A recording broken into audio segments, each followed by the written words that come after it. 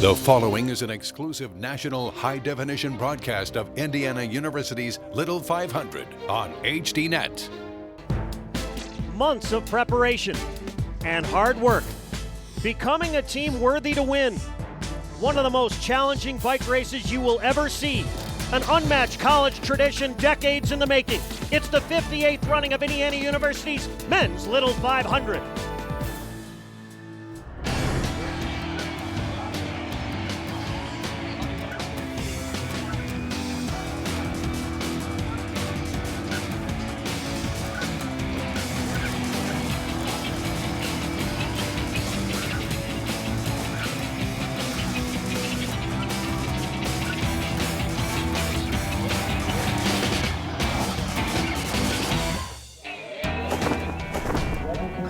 The field for today's Men's Little 500 is deeper and stronger than ever. As many as 8 teams have a shot this year. Yesterday, the weather granted a reprieve to the women. It looks far more menacing today for the men. High winds, 40-degree temperatures, and it has started to drizzle. Merely another element to enhance the biggest collegiate bike race in the country and cap off the world's greatest college weekend, the 58th running of the Men's Little 500.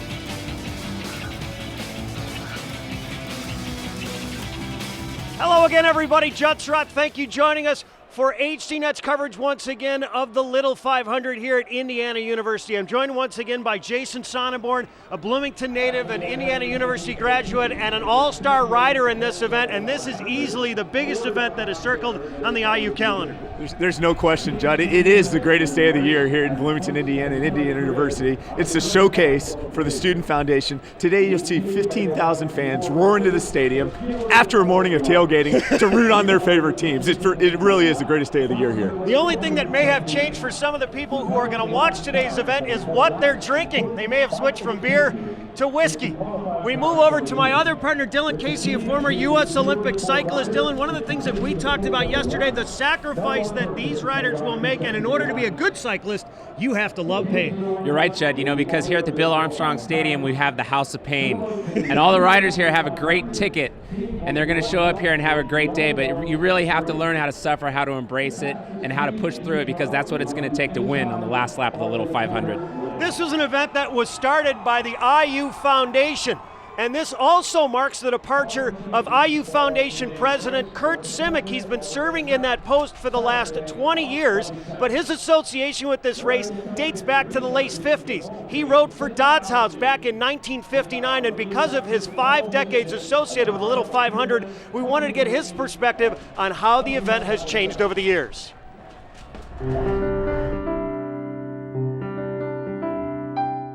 Here in the summer of 1959, nearly 50 years ago already. My first race, it was all mysterious, and in those days we didn't have this nice stadium with wide turns. We had a very narrow stadium that was a track built around a football field. We were competitive. I think we ended up 10th in the race that year, and in today's world, if you're in the top 10 or 15, you've done a good job. Actually, we weren't nearly as good as these riders are, and nearly as good as these teams are now. I think the biggest difference is the depth of quality of the riders and the teams. It gets better and better because there's more experience around, there's more experienced coaching around. And when you have good coaches and they understand how to develop the strategy as well as to develop the training regimen, you end up with just much more sophisticated riders. Here are these wonderful, talented young people who are giving their time and energy, not just to be active and do something, but because this ends up being a critically important piece of campus life in the sense that it raises money for students who are working their way through school. What we're trying to do is teach philanthropy through event fundraising. It's a complex enterprise. It really is quite complex to put on something of this magnitude, from everything from the communications on the field to relating to the larger public through television and a variety of other ways, to just the timing and scoring mechanism, which is quite complex. So they do learn a lot. They do have that opportunity, and like anything else, the more they put into it as an individual, any one of them puts into it, the more they get out of it. The Student Foundation was put together on the premise that if we can engage students while they're here as undergraduates in a constructive way with the university, they'll stay interested in the university. On the track, you're just colleagues, and you're out there competing, and you become friends across the board. And I have friends, probably partly because of my job now, because I can stay in touch with them, but it's also true, friends who we've been in touch for 50 years. 50 years. It really gave me my handle, it gave me my hook to the university because of the bike race. And so it's been a critical part of my whole undergraduate life, and then from then on.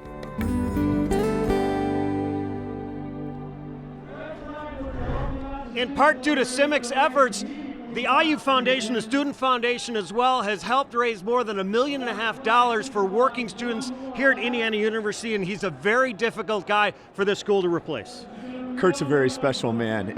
He's someone who's dedicated his professional life to building this race, which really creates student leaders here at Indiana University. And what happens is a lifelong relationship that they continue to have with this university. And Kurt's a special man. Again, he's dedicated his entire professional life to this, and he's sent people out there in the workforce and in the world that are incredible leaders, incredible people that give back to their schools and their students.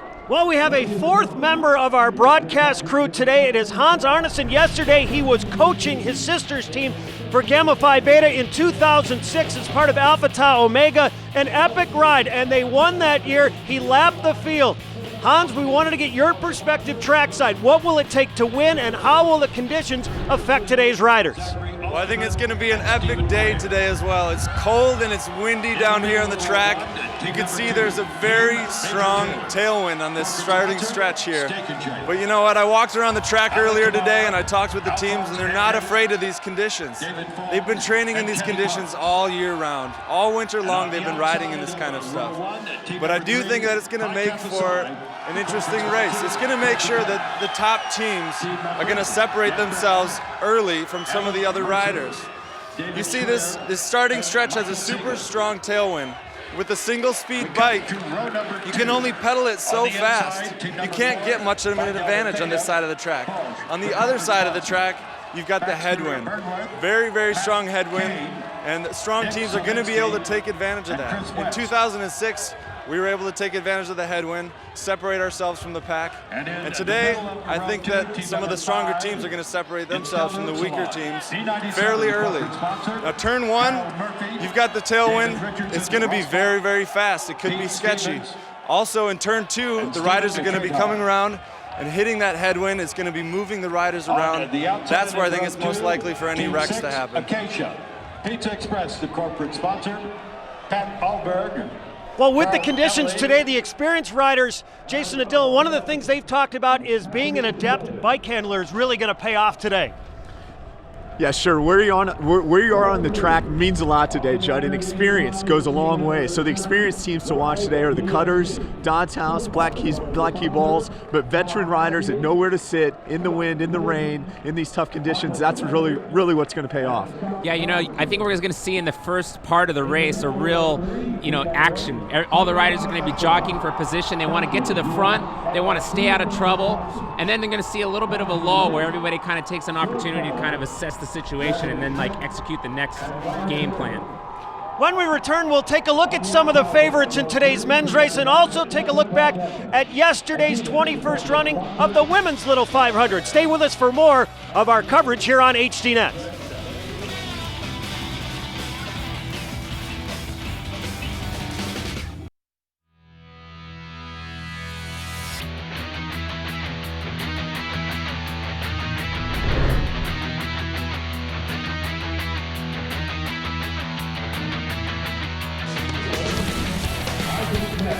Yesterday, Barack Obama made a surprise visit here to Bloomington in the 21st running of the women's Little 500. They said around here it was as big as the last time IU won the NCAA title in hoops.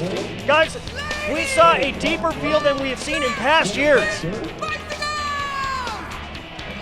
Teeter was heavily favored, and it looked like 25 laps in, they could run away with it, Dylan. You know, I thought they totally decimated the race right from the beginning, but we saw a reshuffling of the deck, and it became a four-person race right away.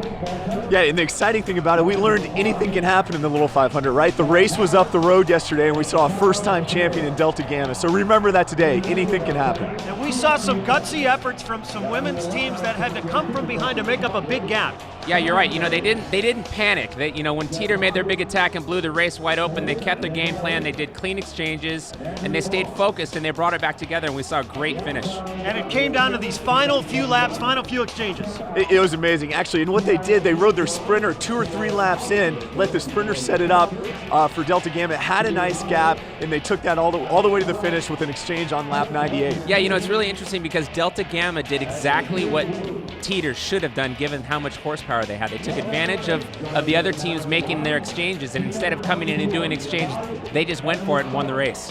And for the first time ever, Delta Gamma won the race. They were not able to be caught. They had a sizable lead. Jessica Lander was on the bike. She had no idea, Dylan, you called it, that she won. She didn't celebrate till she hit turn 1. You know, I don't think she wanted to make sure she actually won the race before she let up on the gas. And she was pretty gassed, Dylan. I mean, she laid it all out there on that last lap. Well, and couldn't have gone a couple more. Absolutely, you know, and that's how you win bike races is you go for it and you don't look back. She said she would have preferred the cookies and cream shake from Steak and Shake. Instead, it was a strawberry shake. Nevertheless, the bike that they held up is the exact same bike that everyone will ride in both the men's and the women's race. And for a closer look at what they call here the great equalizer, we shift now to Dylan Casey. I'm with Stephanie from the Student Foundation. I have the official Schwinn Little 500 bike. What's interesting and significant about this bike is that it only has one gear. They run a 46-18 gear. They only have one rear coaster brake.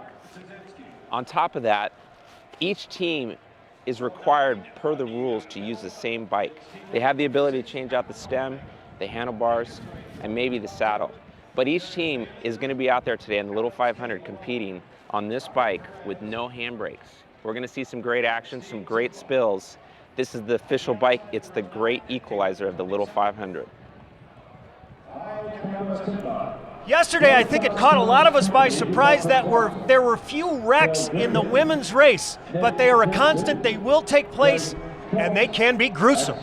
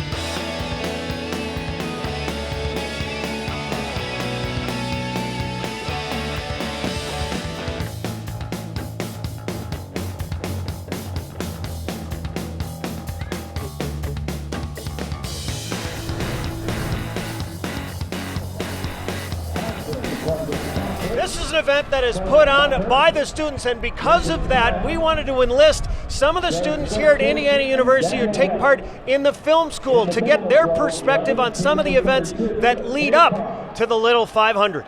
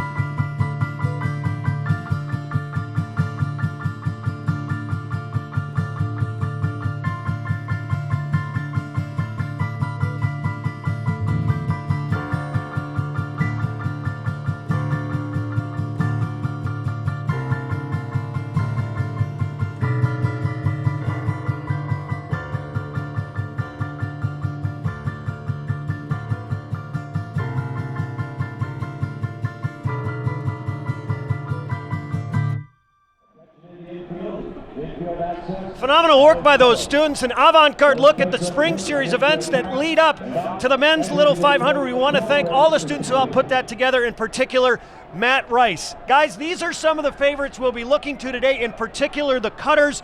They are the returning champions. Sure, it's going to be a great race to watch today. Cutters with 8 wins going up against Black Key Bowls, 0 wins. And arguably the best rider on the track this year, Isaac Neff on Black Key Bowls. So you have experience in the newcomers. Absolutely, and there's been a whole host of events that led up to today, and really it's given everybody the opportunity to see who's got the most horsepower. Team Major Taylor also was a huge contender last year, and it was Ali Kamara out of the box who rode an incredible first set, 65 laps. 65 laps, and you just don't see that very often. I was down the pit earlier today, and he says he's going to try to do the exact same thing this year. The fans in the crowd, fans in the stands have an over-under on how many laps Ali can ride first set out. There are also some other powerhouse teams. Phi Kappa Psi. They haven't won this race in many years, but a traditional power, as well as Phi Delta Theta. Sure, and I think Phi Kappa Psi with 7 wins. It's great to see them back as one of the top teams in the race. And Phi Delta Theta last one in 2001, also won in 1996. 2 really strong fraternity teams that are going to make a dent on the race today. Last year, this race came down to a final sprint. It was Alex Bishop who came on the inside for the cutters and beat Phi Kappa Psi and Eric Stajicic. For Bishop, a tremendous ride. He will not be riding today, even though he is only a junior. For the cutters, it was their 8th win, tied for the most all time. And he is standing by downstairs with our Hans Arneson. Well, given the weather conditions today with the super high winds, I think it's going to take a rider with great control and being able to mash the gears. It's going to be a great race, but Alex, what do you think the weather conditions and how are they going to play out today and affect the race? Attention again in the areas. The weather's really bad, as you can tell today, and there's this monster headwind on the backstretch here, and I think turn 2 is going to be really bad. I think there's going to be a lot of wrecks in turn 2 because they're going to come into that wind and hit it hard, and it's going to push everyone out. I think there's going to be a lot of wheel rubbing, and a lot of people are going to go down, and it's going to make a really tough day for a lot of riders, especially if they're caught alone by themselves. In the wind, they got a lot of work to do, and I think the race is going to be really blown apart. How do you think that your pit location, being down here on the stretch where there's a headwind, how's that going to affect the way the cutters are going to ride and do their burnouts? We were kind of unlucky. Quals didn't really go that great for us, but so we're on the backstretch here with this monster headwind. And it's really going to hurt our exchanges, I think, because right when you come into this headwind, it's going to be really hard to get a burnout in the gap on the field, and that's kind of going to tax our riders a little bit more, trying to get a good exchange off again in the field. What do you think it's going to take to win? Where are the riders going to have to start their sprint? What are they going to have to do if it comes down to a sprint? It's probably going to come down to a sprint, I would guess. And with this this headwind here on the backstretch, I really think any rider who gets into turn 3 the first, is going to win it. But we'll see how it plays out today, All right. Thanks, Alex. Yep. Good job. Well, if it does come down to a sprint, guys, I talked with Isaac Neff a little bit about this, who's going to be riding for Black Key Bulls. He said it will be essential to have that inside wheel. What's he talking about? Absolutely, because because of the wind and the way that the riders are going to be racing for that last corner, coming around on the inside is the shortest way to the finish line, so that's why it's so important to have that wheel. Let's throw it down to the infield here at Bill Armstrong Stadium for today's invocation from Father Bob Keller.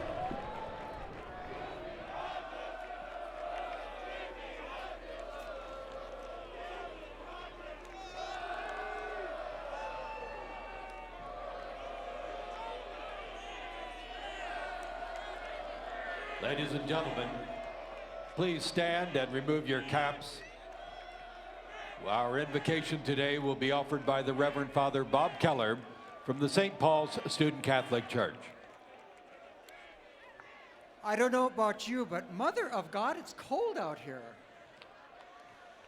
But we hope that it'll be a day that'll be good for our competitors. Let us take a moment of pause.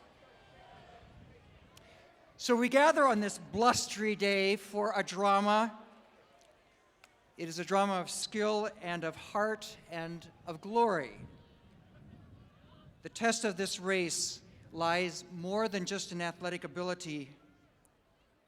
It is a spirit quest encoded in your focusing of body, mind, and spirit around the circumference of this track. May we witness what is deepest within us: fidelity in effort, just manners toward one another, and in the joy of the pursuit of excellence. Though differently talented, each competitor and team contributes to a legacy that is larger than yourself.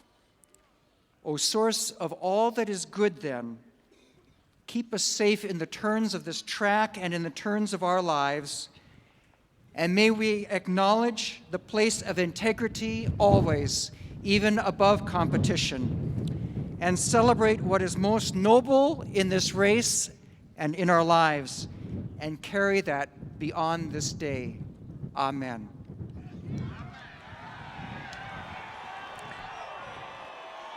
Our colors today are being presented by the Pershing Rifles Color Guard from Indiana University's ROTC program.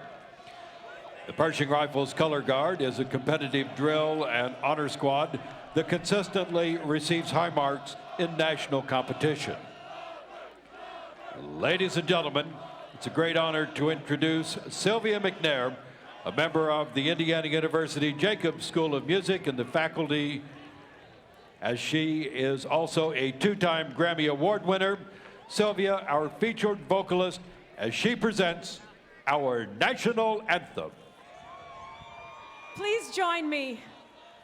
Oh, say, can you see by the dawn's early light what so proudly we hailed at the twilight's last gleaming, whose broad stripes and bright stars through the perilous fight o'er the ramparts we watched were so gallantly streaming, and the rockets' red glare, the bombs bursting in air, gave proof through the night that our flag was still there.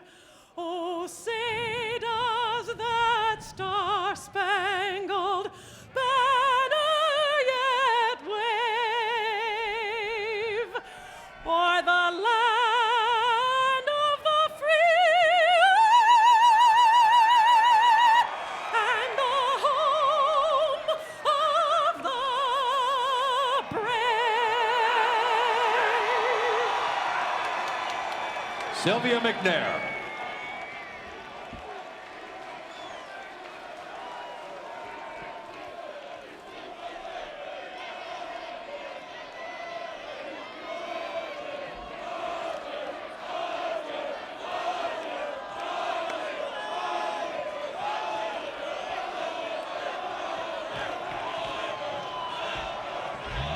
With the starting riders now in this grid, the 11 rows of 3 for 33 total, we get ready for racing.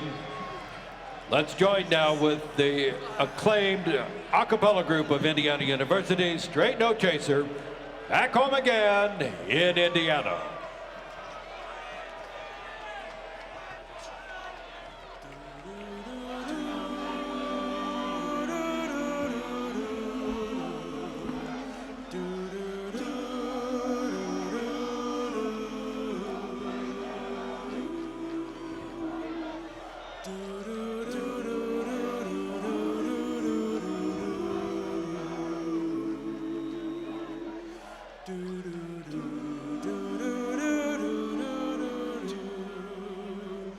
Back home again in Indiana, and it seems that I can see the gleaming candlelight still shining bright through the sycamores for me.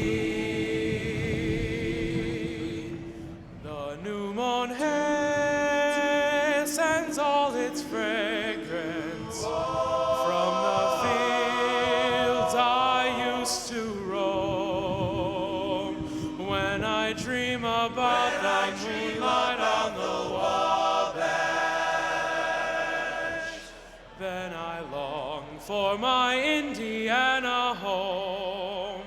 Back home again in Indiana, and it seems that I can see the gleaming candlelight still shining bright through the sycamores for me. The new mown hay sends all its fragrance from the fields I used to roam. When I dream about the Wabash, then I long for my Indiana home. Straight no chaser.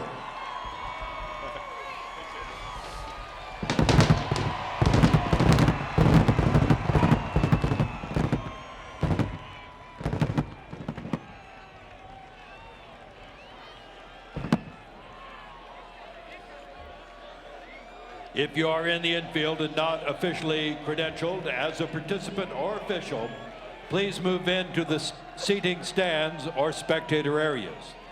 Only properly credentialed personnel will be permitted in the infield.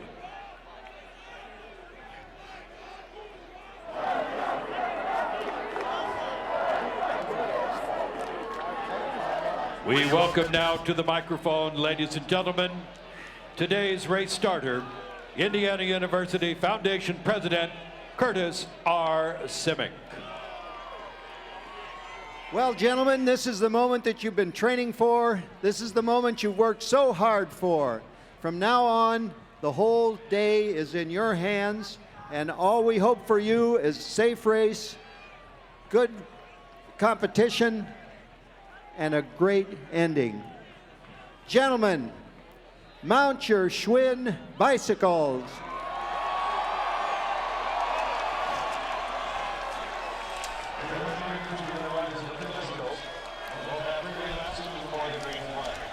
So the riders will jump onto their bikes to take a couple of parade laps, photographers' laps before the race begins. Kurt Simic, by the way, raced for Dodds House, another power that will have a chance today, Jason, that we didn't really have a chance to talk about in our top 5 favorites. Well, there's no question with Dodds House. A long tradition of excellence there today, and they really have some experience on the track. They have Dan Houchins, who's ridden 4 excellent years. They have Mike Shear, a great rider who's also done a lot of racing on the velodrome on the track. So look for Dodds House to really carry on that tradition that Kurt Simic and a lot of other guys like Alex Enan and Jonathan Purvis have started. This race is modeled exactly after the Indianapolis 500. It was founded by Howdy Wilcox, and his father raced and won in that back in 1919. So there are 33 teams that will be competing today. 11 rows of 3, 200 laps for the men, 100 for the women. It will be just over 50 miles, about 51 and a couple of tenths of a mile. They will have to do at least 10 exchanges during the course of the race. They can do more, but they cannot do less. Yeah, and what's significant about having the minimum number of exchanges is that, some of the teams have a strategy where they'll have one rider ride a huge set in the beginning, 50, 60 laps, which is something that you don't normally see, but these rules start to come into play later on. There's a whole staff of people below us in the press box that are keeping track of which teams have done what. As they come through turn 4, let's take a look at some of the competitors today. Sigma Alpha Mu, somewhat of a surprise. They are the pole sitters today. Team Major Taylor, one of the favorites we've talked about, and Phi Kappa Psi. Phi Kappa Psi, third with 7 wins all time. In row 2, you have Phi Delta Theta, 3 wins. Their last one came in 2001. This is their 53rd appearance in the Little 500. Acacia, also a team that has an opportunity. They have 3 wins, 91, 83, and 1961. Yeah, watch both the Phi Delta team and the Acacia team. They have a lot of experience in their pits. In Acacia, it's Kevin Vanes, and I believe for Phi Delta Theta, it's Josh Beatty. But what happens is those experienced riders come back and implement the strategy that may have worked for them in the past. We saw a moment ago in in row 3, RideDMC. This is their first appearance in the Little 500. Most of their members were a part of Alpha Epsilon Pi, but because the fraternity, their charter has been suspended, they have actually filed for an appeal, and they've been allowed to race and compete today. There are the cutters in row 5, and their ringer today, their heavyweight Sasha Land. Yeah, Sasha is going to start on the bike for them today, but lots of weight back there with Phi Gamma Delta. I believe they have 6 wins, Cutters with 8 wins, a lot of strong teams starting in the middle of the pack. As you can see, Dodds House and Black Key Bulls.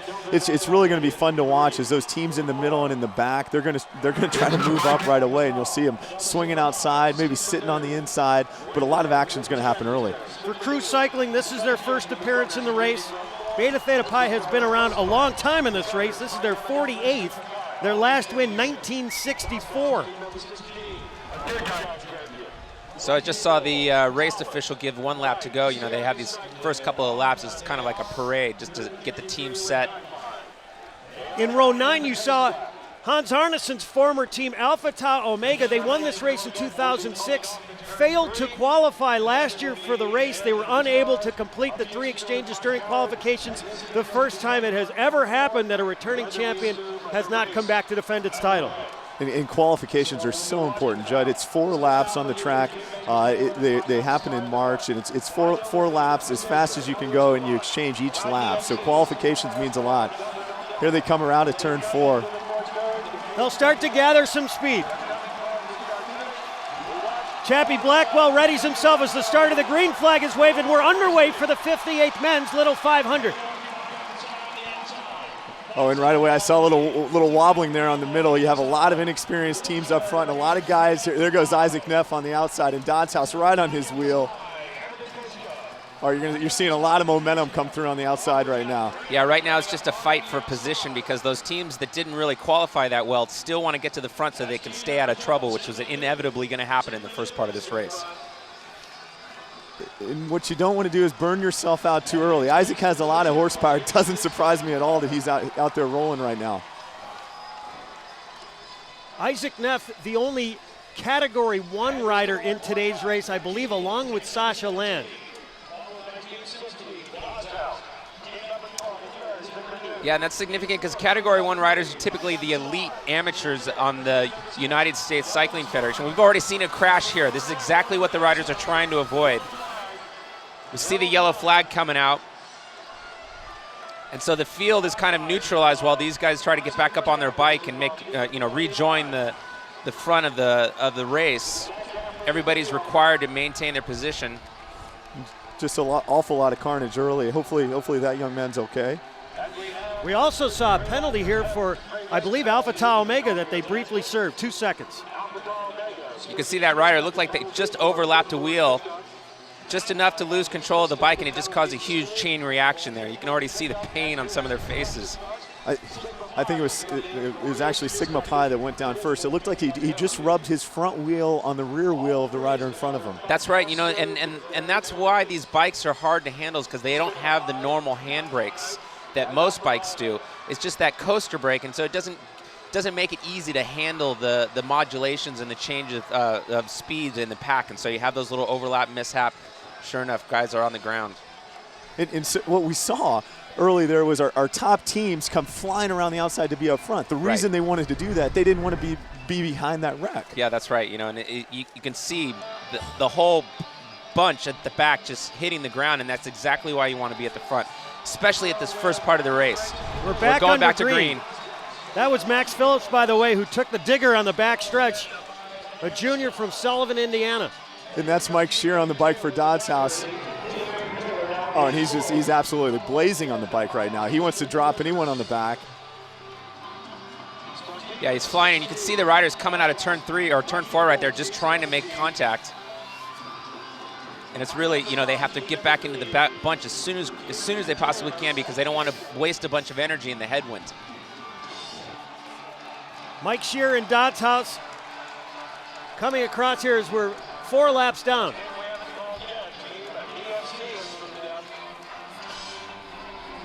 I already count 9 teams that are off the back. And this rider right here is actually being told by the referees to move out of the way because the peloton is coming up behind him. We can start to see some of the conversation going on. Dylan and Jason, how much of that is gamesmanship? How much of that is strategy? It's a lot of strategy. It's a lot around safety, Judd. I mean, one of the reasons they talk to each other is because they're not out there trying to wreck each other, right? They want to communicate and be in good position throughout the day.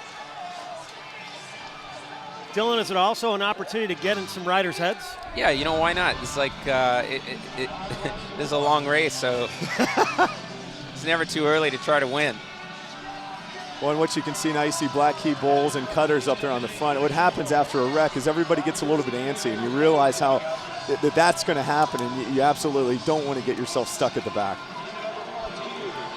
Yeah, these riders, you know, they're cold. They're trying to get warmed up. They're a little nervous. They want to stay at the front, but they don't want to waste too much energy being at the front. Probably going to see some exchanges start to happen up here pretty soon. See Cutters pulling through on the outside. There's Sasha land on the bike. And he's looking around trying to see who's going to come with him. Jim Kirkham, the coach of Cutters, the affable redhead, said he's the fastest guy on the track, and I'm sure that there's a few riders who would dispute that. Sasha's others would dispute that. I'll say that he has the best bike handling skills on the track. I've seen the kid ride one-handed wheelies, and he also takes a Roadmaster out on mountain bike trail, so the kid can really handle a bike. Kirkham said that he'll put the bike into places nobody else will, to the point where he's actually got to tell him to relax. Sasha's a pretty high-energy guy, and that's one of the things you'll see him try to do today, right, is tame himself down and wait for those right times to make his strategic moves. Oh, he's having another crash. It looks like some of the riders were trying to do an exchange and maybe just got tangled up there. I believe that was Delta Upsilon that may have crashed along the back in blue. You see the yellow flag coming out, so the riders are going to slow down.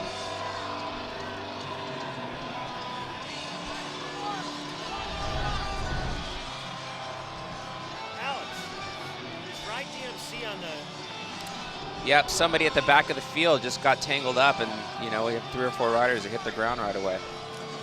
And you Here's can another see it bunch up right before that wreck, right? You had 3 or 4 riders wide, it just kind of bunched. It's that variation in speed that usually causes those accidents. Yeah, because they don't have handbrakes and just the coaster brake. A few seconds, you need a few seconds to react before because you have to pedal backwards to get the bike to stop. It's kind of counterintuitive. Still under yellow. 8 laps complete, just over 6 minutes into the race, the 58th running of the men's Little 500. That's RideDMC that's at the front. The green flag is waved, and we're racing once again. And then so you have Isaac Neff on Black Key Bowls pulling through, and Mike Shear, arguably our best dressed young man today with the yellow socks, riding for Dodds House, sitting second. Those two teams are very close to talking to Neff and some of the riders from Dodds House. They're quite close. They will work together today. That was a pretty good exchange. You know, you see the rider trying to just get back onto the tail end of the lead bunch. And we're going to see him just starting to catch back up. It looks like he's going to make contact, but you know, you want to make that do that as quickly as possible so you don't waste a bunch of energy out there all by yourself. See some signaling going on there between the riders and the coaches. There are all sorts of different exchanges that can take place. There is bike to bike, and there are rider exchanges. And then if you are exchanging rider to rider, there are different types you can execute. We saw some of that yesterday, Jason. Yeah, the one team that you'll see stand out a little bit today, Acacia does the ghost exchange like Kappa Alpha Theta did yesterday. Really exciting. It's actually with no riders touching the bike at one time. There's Phi Delta Theta coming in for their first exchange. He's really moving. That's Matt Kane on the bike. Isaac really countered that as you see Black Key Balls whip around and pick up the pace. Oh, and he's moving. Isaac's turning in a very, very hot lap. Isaac Neff in the green and white along the back straight, Cutters in yellow, which denotes last year's winner. Once again, nobody is wearing white. The white jersey is usually handed out to the team that wins the spring series. You know, we saw Isaac, you know, at the front of the bunch really doing a burn there. He thought he was going to come in and do an exchange, and his coach said, no, keep going back out there. And look who's countering it. You got Sasha Land for the cutters countering that little acceleration by Isaac. Well, that's right. Now Isaac is at the front after doing that burn, and so he's already a little bit burned out, and he's got to close the gap. Oh, this is where it gets fun. Here comes Sasha coming in for the cutters' first exchange.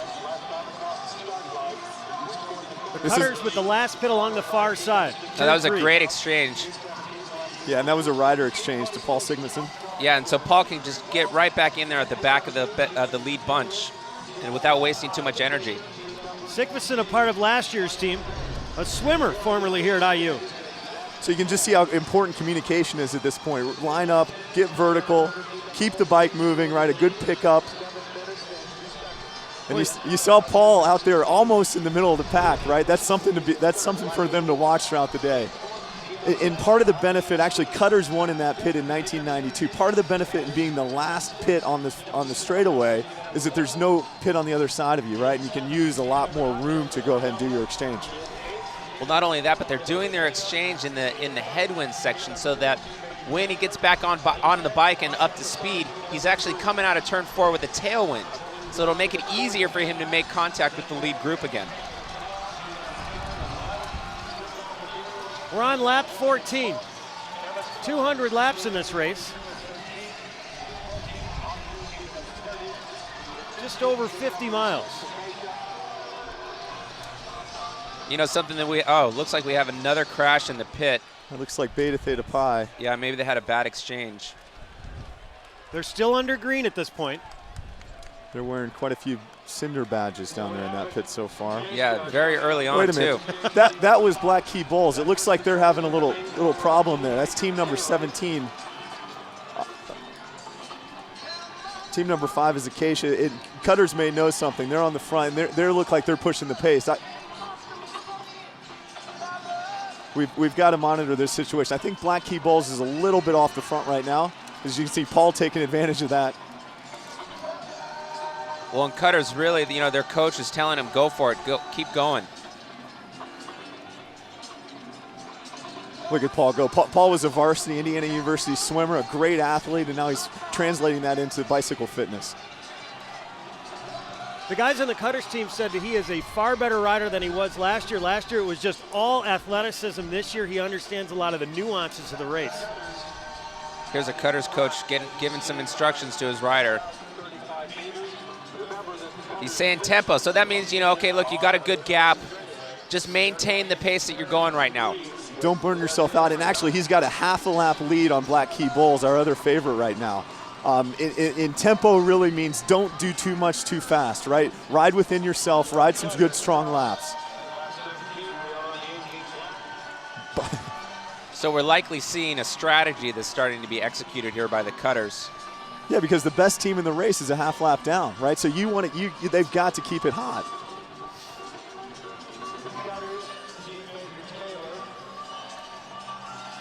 Hans, your perspective from down on trackside. The Cutters are loving the weather right now. They're loving the wind. They're using it to their advantage. They're pushing the gear faster than any other team can do it right now. And Black Key Bulls, I don't know what's happening, but they're falling off. They're falling behind. Cutters is taking advantage of this, and they're opening up the gap. It's just getting shattered, as you can tell. I mean, the pack is getting smaller and smaller every lap. Teams, when they're going to exchange, some of the riders are having trouble catching up. They're getting isolated. They're having trouble catching back up to the pack. When you're out there by yourself, that headwind is really, really hard to make up. But Cutters, they're loving it. Cutters are riding strong. You've also got some good teams back there in the pack. You've got Phi Delta Theta and Phi Kappa Psi, Acacia, Fiji, you know, all riding strong, really kind of keeping Cutters within their sights right now. Yeah, well, you know, they're doing a good job of working together, not panicking. Everybody's taking a fair turn at the front. And really, it's Black Key Bulls that are getting put in the hurt locker right now because they're off the back. They're going to miss the race. Phi Kappa Psi now a distant second to the Cutters. Phi Delta Theta briefly third. Phi Kappa Psi wearing the number 3 in the gray jerseys. Yeah, I think that's Mike Siegel on the bike there for Phi Kappa Psi. He's one of their veteran riders and top 10 in ITTs. Really what he's trying to do is just control the Cutter's lead right now, which he's done. He's brought him back. Well, the Cutters did an exchange right there. Now they're kind of looking around, trying to figure out who's going to do what. Clayton Feldman on the bike for the Cutters. Yeah, it looks like Clayton is going to continue to keep the pressure on. It's about being active and not reactive, and Cutters are in a position where they can ride their race when they're getting good gaps and they're riding off the front like that. That's right. They're dictating the race right now. They're making everybody else chase them and respond to them. They're taking control of the race. We see a little bit of a lull right now. You know, it's kind of everybody's kind of trying to catch their breath after that last section. Well, it also looked like Feldman was trying to sift through some of the traffic.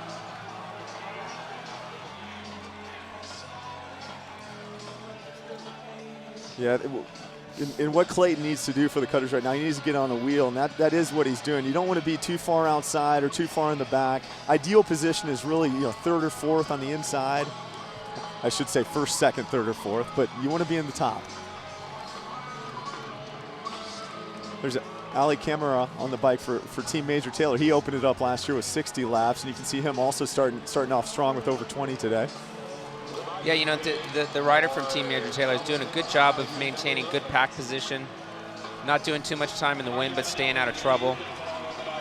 And that's really key in this first 20 to 30 laps of the race, to stay out of trouble, don't crash, stay at the front, don't use too much energy. Hans Arneson is down in the Black Key Bulls pit. Hans? I'm down in Black Key Bulls pit. It's chaos right now. They're about half a lap down. They were in a crash in turn 2. Isaac's getting back on the bike right now. They're waiting for him to come in. We're going to see if he can make up this gap. It's about half a lap right now. Well, you know, really the key for Isaac right now is he's just got to not panic too much, because the speed of the main bunch is going to fluctuate, right? They're going to slow down, they're going to speed up, they're going to slow down. The only way he's going to be able to make contact with the lead bunch again is if he just maintains his composure and waits for the bunch to kind of slow down a little bit. You see Clayton Feldman there. He doesn't want it to slow down. He wants to keep it hot, right? That's right. He wants to punish Black Key Bulls for that mistake. That's right. A moment ago, you guys mentioned Ali Kamara from Team Major Taylor, who rode the first 60-plus laps last year. When I talked to him before the race on Wednesday, he said, we're going to exchange a lot more. Now, to this point, he hasn't. Well, he's doing a good job, like I mentioned, of maintaining good pack position, staying at the front, staying out of trouble, not doing too much work. You know, right now, while the Cutters is off the front, he's not taking the responsibility of chasing it down. He's going to leave it up to the other riders, which is probably a smart thing to do this early in the race. Ali's just got a lot of experience. He's a Southern California kid that knows Rasan Bahati, who has a Pro Tour win under his belt.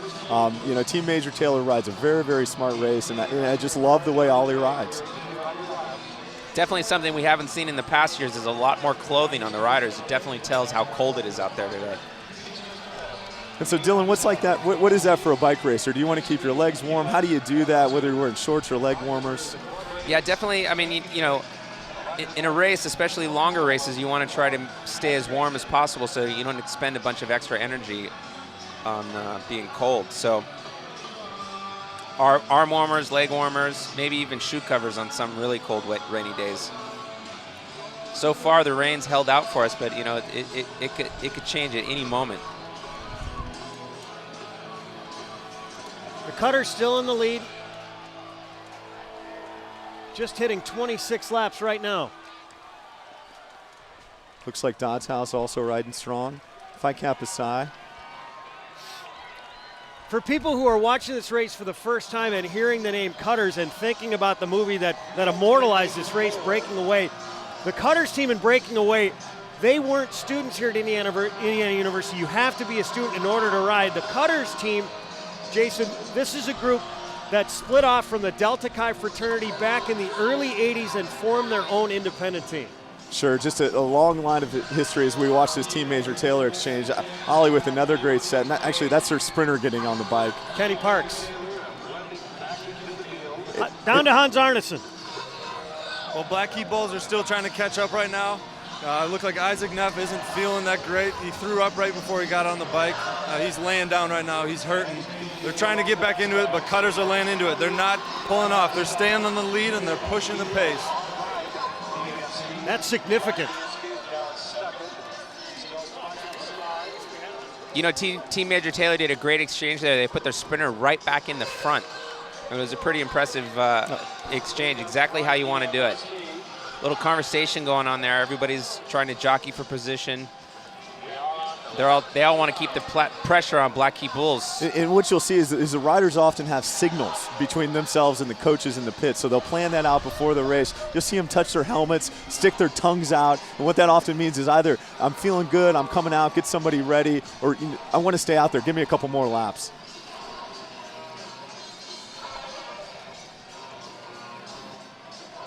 Yeah, it's pretty funny. You know, a lot of the professional teams are now using two-way radios between all the riders and the team directors, and it's become very sophisticated. But you know, here at the Little 500, it's lap cards and secret symbols. And there's a number of teams that have asked about radios, and actually, you know, trying to keep this authentic. You're right, 58 years, there's no radios allowed in this race. We're going all with pit boards, whiteboards, and signals back to the pit. We're hitting almost lap 30 here at the 58th running of the men's Little 500.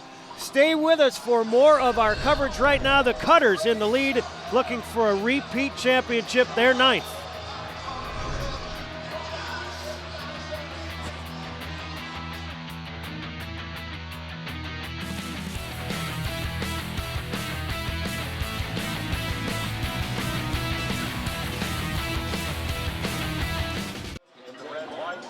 Welcome back to the 58th running of the men's Little 500 from Bill Armstrong Stadium on the campus of Indiana University. The culmination of the world's greatest college weekend. Right now, Cutters in yellow. You've got Team Major Taylor in black at the front of the peloton. Dodds House as well. There's a group of 4 or 5 teams that are in contention at this point. Last year, it was the Cutters that won the men's Little 500 for a record-tying 8th time. We talked to Alex Bishop, the man who crossed the finish line first last year, about that experience, as well as some of this year's competitors, to get his feel as they look toward their unprecedented 9th title.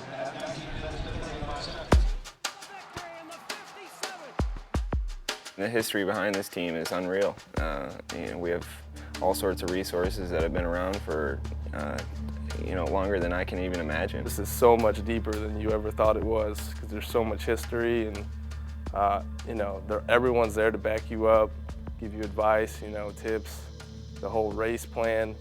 And we have so much alumni that, like, the stuff that like other people are worrying about, we don't have to worry about, because all that stuff's done. You know, we just have to worry about going out there and winning it. I think we go out there, we're focused, you know, at the beginning of the school year and getting training and getting the body back into shape. And then, you know, as track time comes through February, I think, you know, we come out here, we focus. Every day we come to the track and we learn something new. We try to improve on, you know, the day before. There's a lot of luck that comes into this race, but we work really, really hard. And I mean, we have the goal in mind of winning it, and a lot of things have to happen. Your exchanges have to be good. Really, it just comes down to really knowing your enemy, you know? You gotta know exactly how good, like, the other teams that can beat you are. You gotta know when they're going, when they're not going, you know? It's a way more mind game than one would think. But the thing is, everyone's gotta ride the same bike, you know? It's the same gear. And really, even if you put different parts on it, there's really not that much of a difference, you know? It just comes down to who could move their legs the fastest, the longest.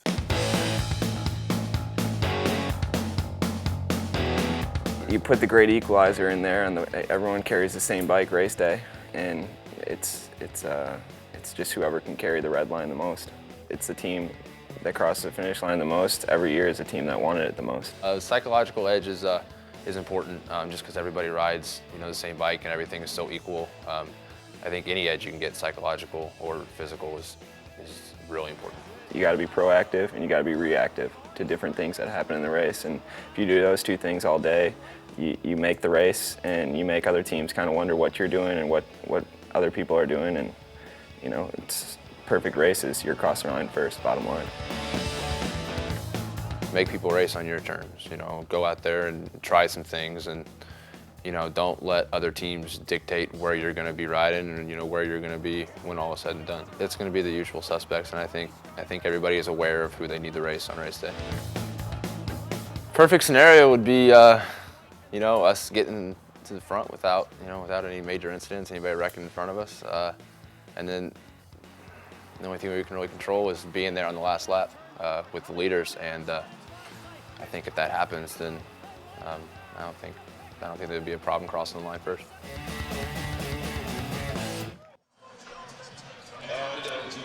Last year, Cutters tied Delta Chi for the all-time win list with 8, and Jason, we alluded to it very briefly that Cutters were actually born out of the Delta Chi house. Yeah, there's a lot of tradition there. The Risingers were coaching the team in the 70s. And Delta Chi had won 3 years in a row. They had won in 1970, I believe it was 3 years in a row, 1979, 1980, 1981. The Cutters, Adam Giles, Chris Gutowski formed a team the next year and won the race their first year. And you always see a sign that was made before that race, and it said, "God says, go Cutters." Cutters have just had a long line of tradition after that, and everything that they said around the coaches helping and people like Jim Kirkham, Jason Fowler, that's really kind of what makes that team. It's a lot of history. Jason Sonneborn alongside Dylan Casey, Judd Surratt here calling the 58th running of the men's Little 500. We're at lap 41. It's a 200-lap race. Just a few minutes ago, we saw the Black Key Bulls actually get lapped by the lead peloton. So, unfortunately, it seems like they're out of the race. But, you know, that's what happens when you're not at the front and you have some sort of mishap. The race can be over. A huge story that was unfolding, and as Hans Arneson reported for us, that was gigantic, that their best rider, arguably the best rider here on the track, Isaac Neff, ill as he got off the bike. You can see Phi Gams on the front there. Not going fast enough to warn there go the Phi Gams, but riding along fairly well. Cutter's just continuing to force the pace, really taking control, dictating the strategy that's going on out there. He's pulling through, and he's looking around saying, okay, come on. Now I did a pull, now it's your turn. Yeah, you can see him 3 wide. With Phi Psi on the inside. You just really, actually, and this is what happens in the race. You see him start really fast, you see a lot of wrecks, and then in the middle you kind of have a lull. And it's a matter of who reacts when and who wants to do what with the race. We're hitting lap 43 right now. Team Major Taylor getting ready to exchange. Ali Kamara ready to jump back on the bike. Delta Tau Delta also just making a change. Well, it looks like a little miscommunication there, but it doesn't. And actually, Kenny Parks is on the bike for Team Major Taylor. What he likely did, he didn't like his position. He didn't like his advantage that he was going to give it to Ali. So he's going to stay out there until he can get in the position to help his teammate. Yeah, because he wants to do a good exchange. You don't want to put your teammate back in there, totally off the back of the pack. For Team Major Taylor, they have all of their riders who are returning, so they have a level of experience. This is only the 8th time that they have competed in the Little 500. Yeah, and when I look at Team Major Taylor and Kenny Parks out there, they're coached by Ken Nowakowski, who is actually the Marion Cycling track coach, and they just look like track riders. If you look at Kenny Parks, he's a big guy with big arms, and he really knows how to accelerate and throw that bike. Wall Street. Maybe it's time to make some money. That's Courtney Bishop, who helped found the team here. He's a businessman from Indianapolis. And he said he wanted to try and increase the level of diversity here at the men's Little 500. Wall Street's some sort of code that obviously means something to the team that we don't know about. Maybe it's time to show the money.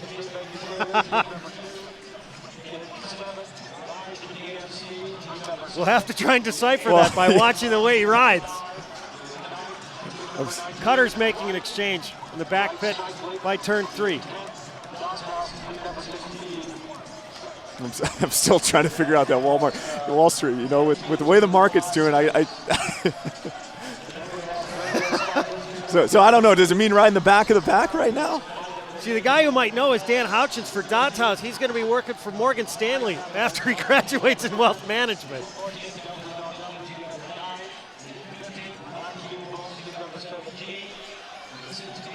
And that's something I remember about riding here, and then what guys went on to do after the race. A lot of the people that trade on the Chicago Board of Options Exchange or in New York, they come and recruit people like little 500 riders because they're very committed, they're very dedicated and motivated, and also competitive, right? So it's just the right kind of people to come and work for your companies.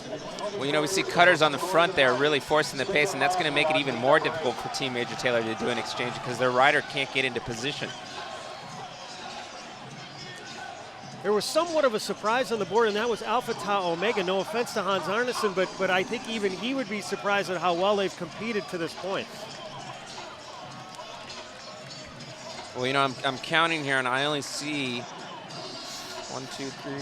7 or 8 teams on the lead lap now. Looks like a little fake burn by Kenny Parks on Team Major Taylor. He's kind of toying with the field. Well, it looks as though Team Major Taylor is about ready to make an exchange. He's really riding like a track rider right now, trying to figure out what he wants to do, looking around, accelerating, bluffing. Looks like one team's reacting. That's RideDMC. A lot of action going on in the pit there. You got to give a lot of credit to RideDMC. They just look to be, they're on the offensive. They're always off the front. They're always moving. He might be coming in for an exchange. You can see his teammate out. This is the first year they have ridden together as a group, formerly again AE Pi. They said they wanted to try and form a team because there were some questions about the standing of the fraternity here at Indiana, and they wanted to create a team not only so they could still ride, but it was something that they felt they would be proud to represent. And I really do think they should be proud. That was Michael Redder that just got off the bike for him. He's really a leader here at Indiana and with the Little 500. He's on the Riders Council. He just does a lot to help younger riders improve their skills, right, and make this a safe, good race. Everybody prepares differently. He had said, I saw in the Indiana Daily Student, that the whole team would sit down and watch on any given Sunday the Al Pacino speech near the end to try and get inspired. Team Major Taylor finally coming in to do an exchange. So all that bluffing, moving back and forth, and he ends up kind of coming in off the back of the pack. Yeah, not the best exchange. I mean, he's going to have to spend a little extra energy there. You know, you can see the gap that he's got to close to make it back up to the bunch. You didn't see a lot of high fives in the TMT pit there. No. Ollie Kamara wearing black for Team Major Taylor, and last year, guys, he said, I don't think we made one good exchange, and it probably cost us the race. Yeah, exchanges are just so critical. So, you know, the good teams, they start practicing in February, right? And then they take that down to spring break. They're just so critical for the race. He made up that ground in fairly short order. Is that Phi Gamma Delta on the back straight? Trying to make a little bit of move? There goes the Phi Gams.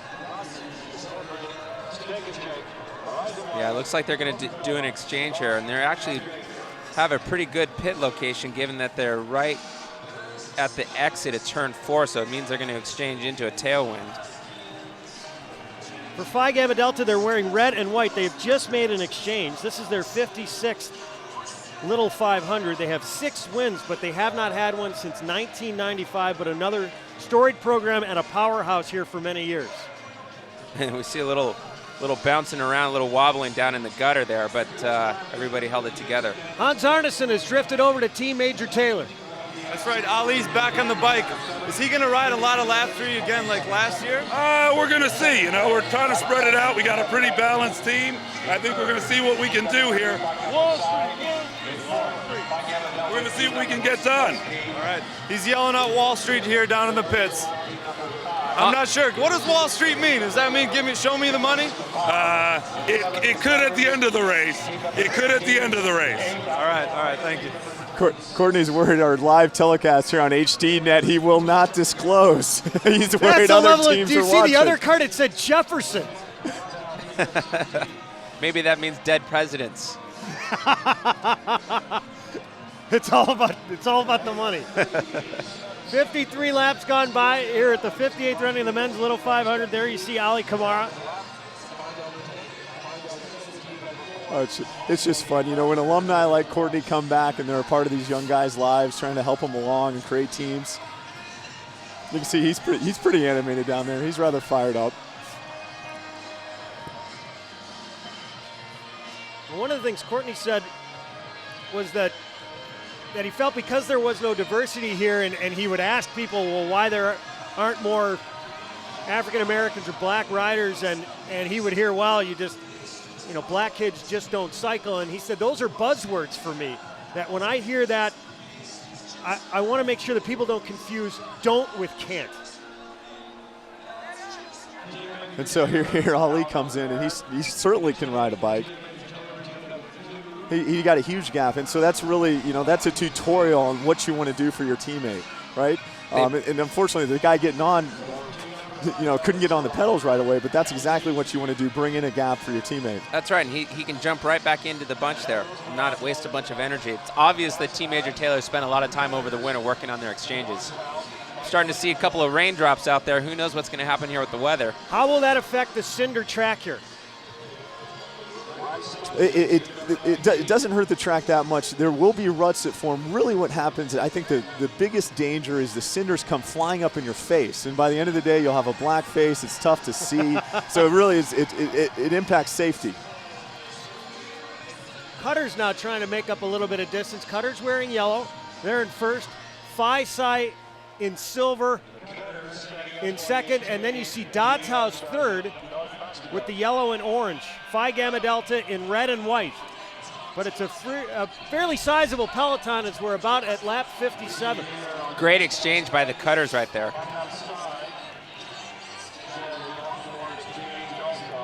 Hans Arneson, you've got more stories from us from TMT. Well, when I was talking to them before the race, they said they want it to rain. They love this weather, and they're out here, and they're loving it. The veteran guys must. Well, you know what happens when you add elements like cold and rain and wind, it starts to demoralize some of the guys. And so if you can actually take advantage of the fact that they're demoralized, you're automatically putting yourself in an advantage. I remember sitting at the start line of a race. It was pouring rain, World Championships with Lance Armstrong. He turns to me and says, how you feeling, Dylan? I said, well, it's pouring rain. I'm not really that excited. He's like, don't worry about it. 25% of the whole field just quit, and the race hasn't even started. So that's how you can take a situation like we have today where it's really cold and windy and it could possibly rain and really use it to your advantage. These guys have definitely got the right attitude. They spent a lot of time over the winter working on their exchanges, and it's really showing today. Dodds House just made an exchange. Dodds House last won this race in 2005. They have won it twice. The previous time, 1998. What's really amazing to see is that the weather certainly hasn't depleted the crowd here that's showing up here. It's just an amazing crowd, really excited about this race, ready to party. Unfortunately, looks like it's just going to get a little bit wet. No different than a little college football. Yeah, that's right. It's a great crowd out there. This stadium was built to house a crowd of this size. The stadium has been around, or was not the original place where the race was held, and this is also the place where the Indiana University soccer team plays its games. As the rain is starting to fall a little bit harder.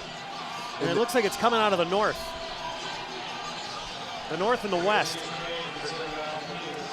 And so, this is Bill Armstrong Stadium. And Dylan, there's just not a whole lot of other stadiums built that I've seen, and I don't know about you, that are built to hold this amount of people to watch a bike race. No, I mean, it's actually pretty cool because it's such a great event, but the whole community, the school has put so much resources and energy behind supporting it. It's fantastic to see a stadium like this for cycling. Guys, we touched on it briefly yesterday in the women's race, the budgets and the money that these teams try and generate in order to race. And for some, it's a closely guarded secret. Sarah Ricci of one of the women's teams said we went around with a dorm and we raised only $1,500, but that was still a record. How much money are these teams generating, Jason, and what are their primary uses? The fraternities actually raise probably the most because of their alumni base, and I think budget's in the range of $10,000 to $15,000, believe it or not. So what will they use that money for? They'll use it for equipment, spare wheels, tires, obviously clothing. Winter clothing is important. When you first start riding, you don't have all the gear that you need. So it gets you going, it gets you off to the right foot. Then they also use it on training trips. You'll see the teams do 2 to 3 training trips during the year, one during Christmas break, one during spring break, and that's really where they learn exchanges, get part of that teamwork, and also gain fitness. The other thing that amazes me, 2 of the Cutters riders actually had knee injuries that they are trying to get over as they looked ahead to this race, but these are all students in Indiana, and it's not as though, and because this is an intramural event, they're not scholarship athletes that are getting treatment like a football player would or a basketball player would. These guys have to do it on their own.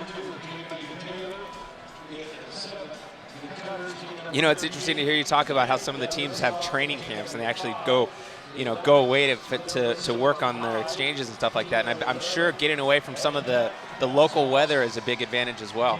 Yeah, and you see all these people behind the pits. It's interesting, it's not just the riders on the training trips. There's also, they have cooks there, and they have coaches there. They have people to drive the car so they can ride behind the motor. There's a whole lot of people that want to be a part of this, and what it does is it builds a community of students around the teams, right? And they're focused on something like Little 500, which is really incredible. Well, it just shows how serious and how dedicated these riders are and how methodical they are in their approach to actually showing up today and ready to win the race. Dodds House is coming through on the inside, currently in the lead along with the Cutters team. Alpha Tau Omega in purple and white in third, and then you see the Black Key Bulls, but we believe that they're a lap down. Yeah, and that's Daniel Houchins on the bike for Dodds House. I jokingly asked him, how many more Little Fives are you going to ride? This is his last year. Seems like he's been here forever. He's really put a dent in the race. So I'm counting 9 teams on the lead lap there in the front bunch. You see, obviously there's more than 9 riders, but that just shows you how much lap traffic.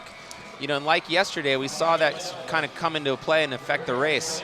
It's going to be really important that these riders, the 9 lead teams, stay out of trouble and stay out of traffic, especially as they're doing exchanges coming up into the end of the race. Jason, we saw earlier when Hans Arneson was talking with Courtney Bishop, the coach of Team Major Taylor. Can you also talk about the coach that is currently working for Dodds House, Glenn Spizak, because his reputation is a guy who likes to lay it all on the line every time. Yeah, Dodds House, you can never quite figure out their strategy, and that's the fun thing about Dodds House is that they're going to attack early and they're going to ride an aggressive race. Glenn's been the coach for a long time. He's just a great leader for those young men. And so Dodds House is a dormitory on campus, but it's a dorm where they actually recruit and house great bike racers. Dan Houchins was a part of the 05 team, and we see Team Major Taylor making another exchange as we're hitting lap 66. Houchins had said, Jason, that the team that he raced on in 05 was very close-knit, and they had an A-grade rider in Craig Lukens, but the team is a little bit different this year, not quite as close-knit. Yeah, and interestingly enough, one of their best riders, Mike Shear, actually lives with Isaac Neff, who rides for Black Key Bulls. So maybe that's what he was referring to. I'm not sure. The team that they won with was an incredible team. It was Craig Lukens and Kevin Moore, and they won it the right way by being a team and by putting it all on the line. And Craig won a sprint. Alpha Tau Omega still hanging in there. They are currently on the lead lap and at the front of the peloton, wearing the purple and white. They won the race thanks to Hans Arneson lapping the field in 2006. They qualified 26th for the race. Hans Arneson, how's your team doing? How do you like the way they're performing here? I'm loving it. They're out there in the lead and they're being aggressive. Steve Zimba's on the bike right now. I rode with him in 2006. He had a great year. He was our rookie rider that year, but he's got a ring on his finger. He's been out here. The last time he was on this track, he won the race. He knows what it's like to be out there in first, and he knows what it's like to win. Be honest, are you a little bit surprised with the way they've ridden thus far? I'm not. I think their quals position was a little deceiving. 26th place, that's not as good as they are. They just wanted to get into this race because of what happened the year before. They didn't even qualify. So I'm just happy that they're in it, and they're proving that they're better than 26th place.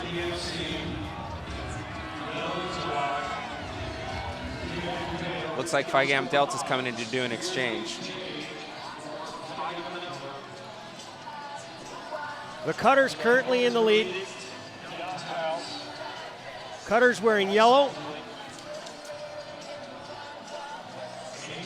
It looks to be Eric Hamilton who is on the bike. He missed the first 2 series events in the spring due to knee surgery. And he's a guy who actually could not race last year because he wanted to switch teams and go from Team Cinzano, which is not racing this year, to the Cutters team. So Jason, explain, how do you change teams like that? How do you affiliate with a specific team if you're not in the fraternity? Or if it's not a team that's a fraternity team? Well, first, to change teams, you actually have to sit out a year before you can ride for another team in the race. So you can't just swap teams every year. Right. And then what the independent teams do is they obviously have to recruit a little bit differently than a fraternity would. They have access to a larger group of people, people that are not a part of their house.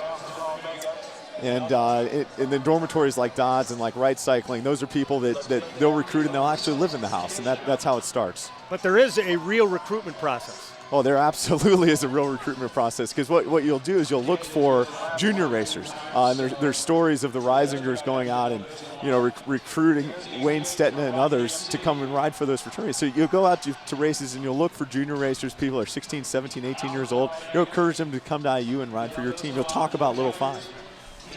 7, maybe 9 teams still in contention.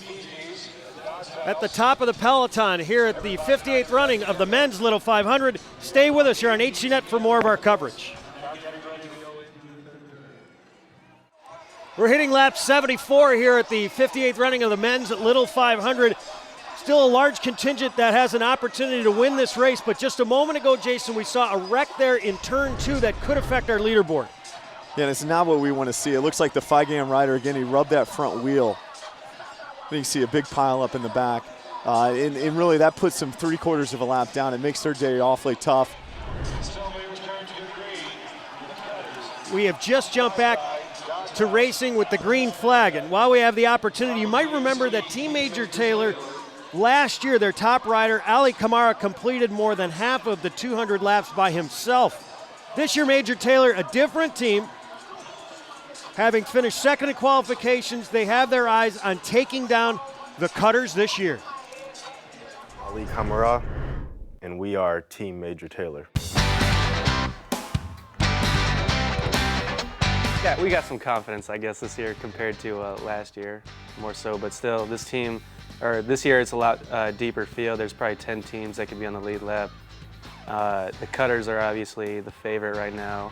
They've got the overall strength, as they always do, but there's only one person on the bike at the end, so we think we can match with them and hopefully come out on top this year. Yeah, he was an African-American cyclist at the turn of the century, one of the most prominent cyclists in the world. Well, Courtney Bishop, our coach today, he started off a team in memory of Major Taylor, and they came in dead last. They were a team that aimed to bring diversity to the Little 500.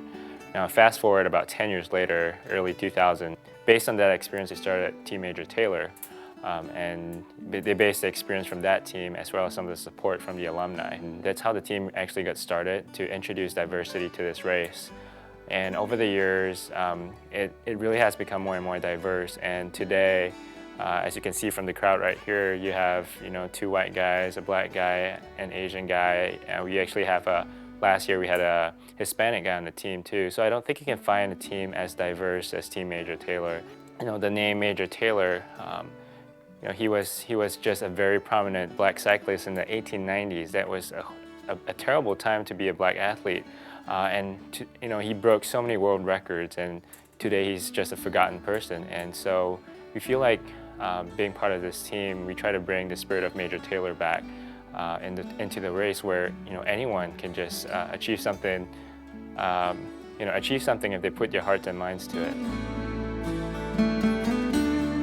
And from last year, most people would know that we probably had the worst exchanges in the whole race. We've just proved in quals that we can exchange the bike, so I think we got that out of the way. So that's one less thing to worry about.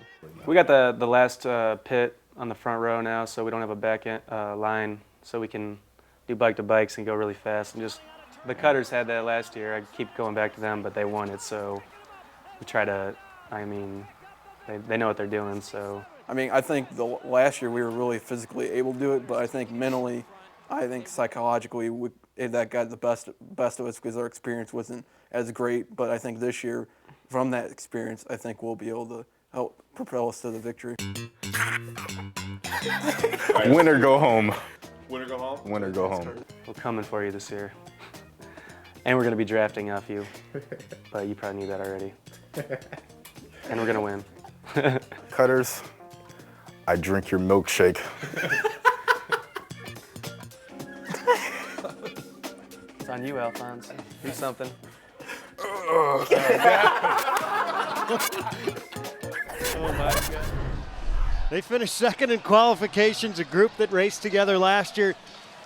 Their best finish, second, back in 2003, and that is their best rider, Ali Kamara. And there you see the way this race was qualified, Sigma Alpha Mu, with the pole sitter, Team Major Taylor second, Phi Kappa Psi third, and a pretty strong group. And it's Delta Upsilon that is still hanging there with the leaders.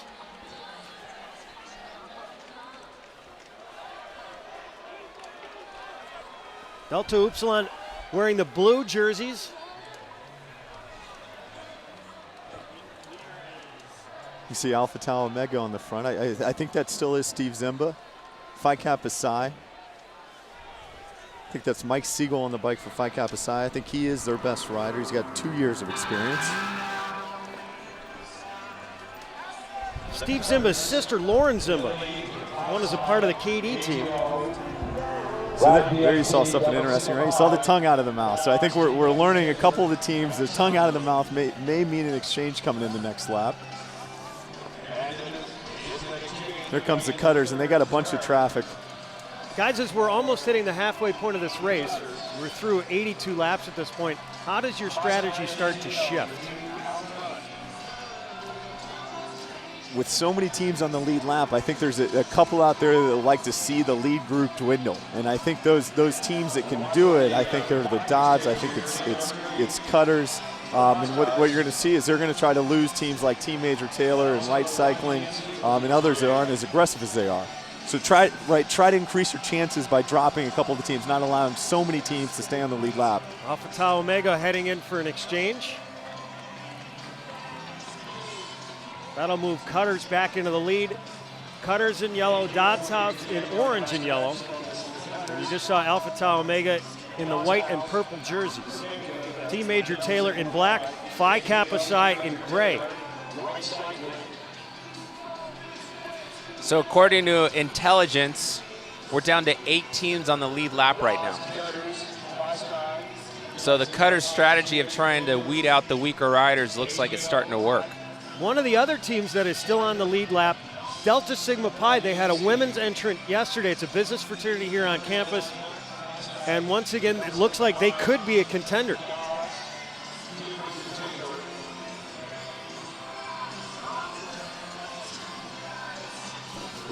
Yeah, Delta Sigma Pi just riding awfully strong. Same with Phi Kappa Psi. You know, Phi Psi is riding like they have that tradition today, and I'm really, really impressed by that.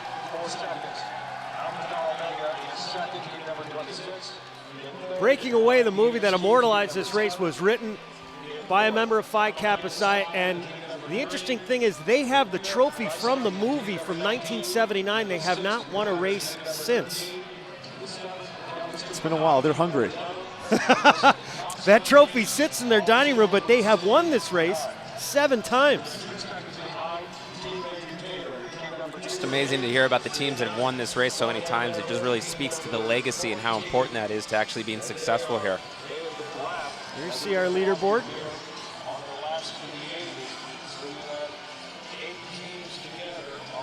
'86 laps complete, 200 in this men's little 500. Yesterday it was Delta Gamma winning. It's a 100 lap race. It was their first ever victory.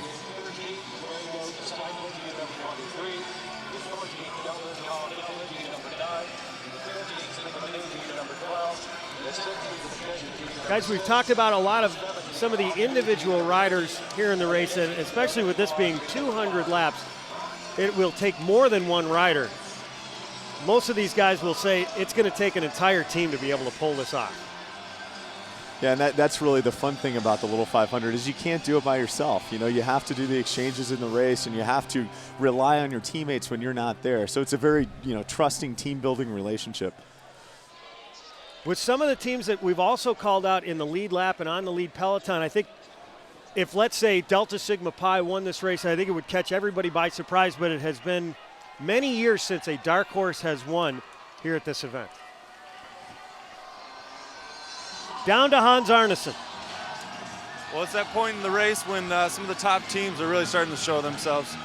Some of the weaker teams are having trouble catching back up to the pack when they're doing exchanges. It's because of this wind. Right now, when you're isolated out there by yourself and you hit that headwind on the backstretch, you can't catch up. It's just impossible for some of the weaker teams to turn over that hard gear and catch back up. Stronger teams are able to do it, and they're showing their strength right now. Some of those weaker teams in your estimation, Hans, are? Well, we've got 8 on the lead lap. I'd say all the other ones are some of the weaker teams.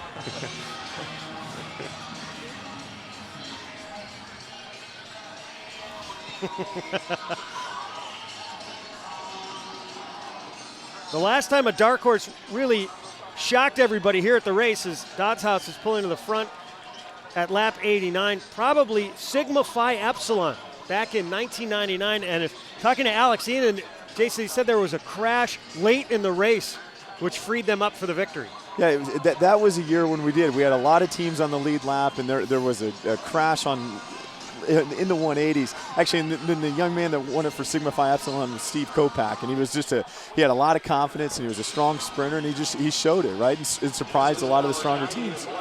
So you look at a team like Delta Sigma Pi today, and you wonder if they stay around, can they get their first victory?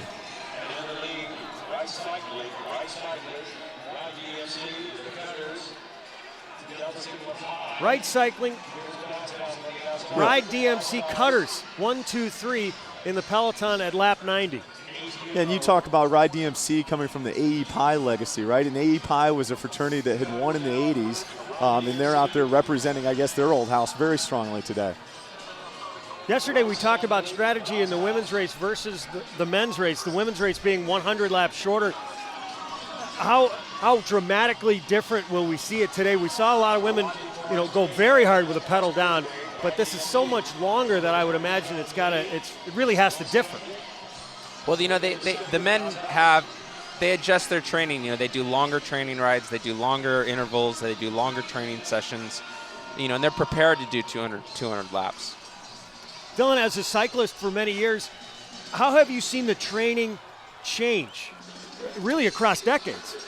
Well, it's very methodical now. I mean, a lot of the top riders use very specialized training devices. They all have coaches, nutritionists. It's very serious. It's big business now. So the athletes take it very serious. And that's actually one of the things that I've always been very impressed by the Little 500 is how serious a lot of these riders take it, and the fact that they spend so much time and energy training and actually dedicating themselves to preparing for race day. It's actually very, very impressive, especially coupled with the life of being a student and all the requirements that has.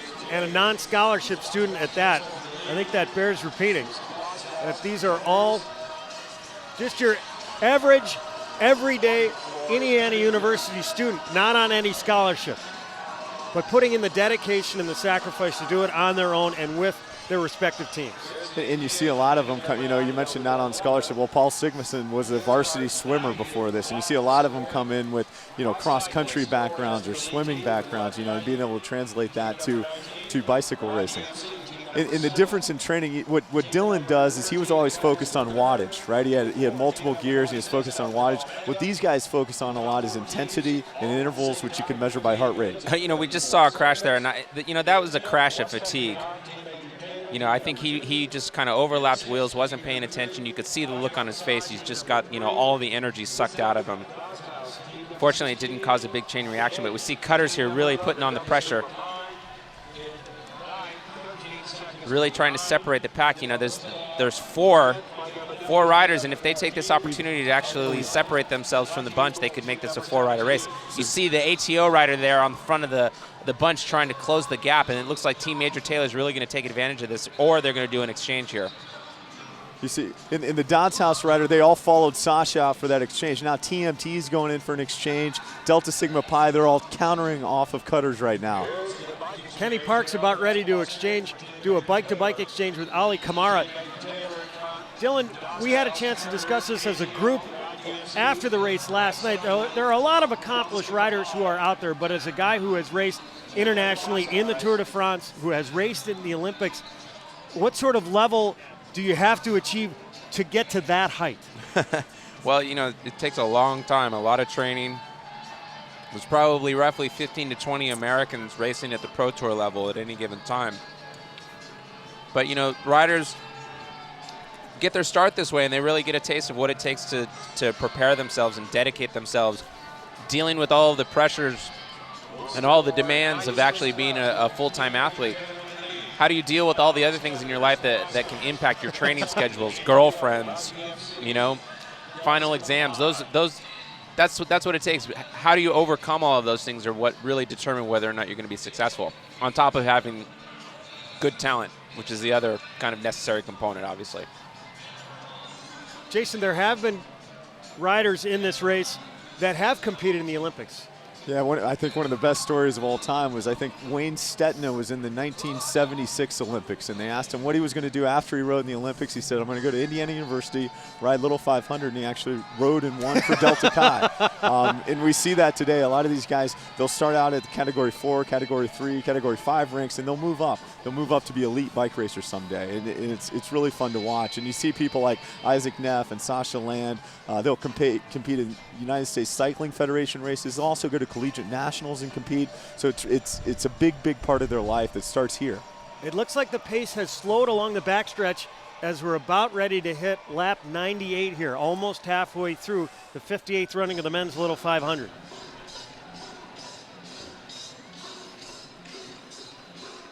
Why have we slowed? When it slows, somebody wants to go on the offensive, right? And so you see Cudder's following Sigma Pi's wheel out. You know, when you're a good team, you don't want a slow race, you know, and you don't want a big pack. So that's going to be the fun thing to watch. Is you have a number of teams with a lot of balance and a lot of strength, you know, trying to lose the other 6 or 7 teams that are on the lead lap with them right now. Yesterday we did not see many crashes in the women's race, the 21st running of the women's Little 500. A few more today.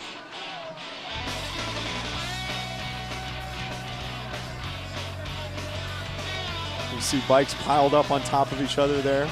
Yeah, you know, I think it's just the pressure, you know, and the weather and everything is really kind of creating a lot of these crashes that we've been seeing. Like I said, you know, that rider, that was almost a crash of fatigue.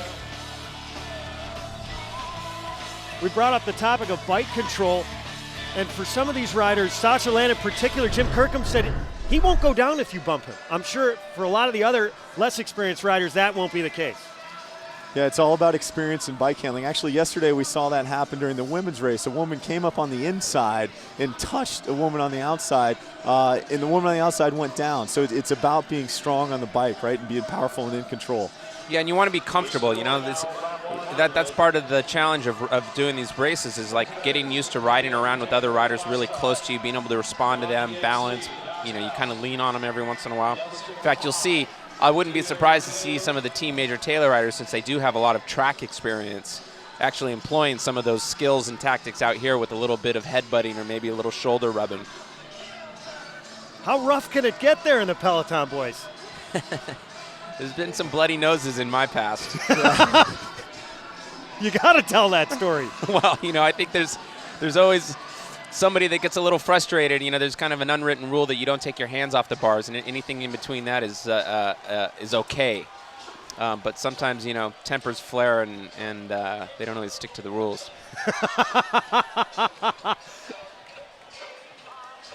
And if you don't like the way someone rides and they're not as comfortable as you are on the bike, you don't want to let them in. You're not going to sit behind them. And so what do? Well, you throw them a little elbow. You give them a jostle.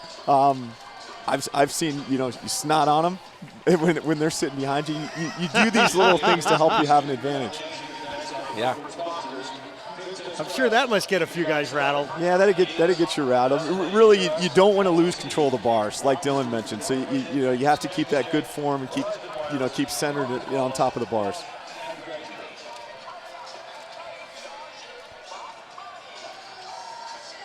Team Major Taylor in black in the lead along the back stretch.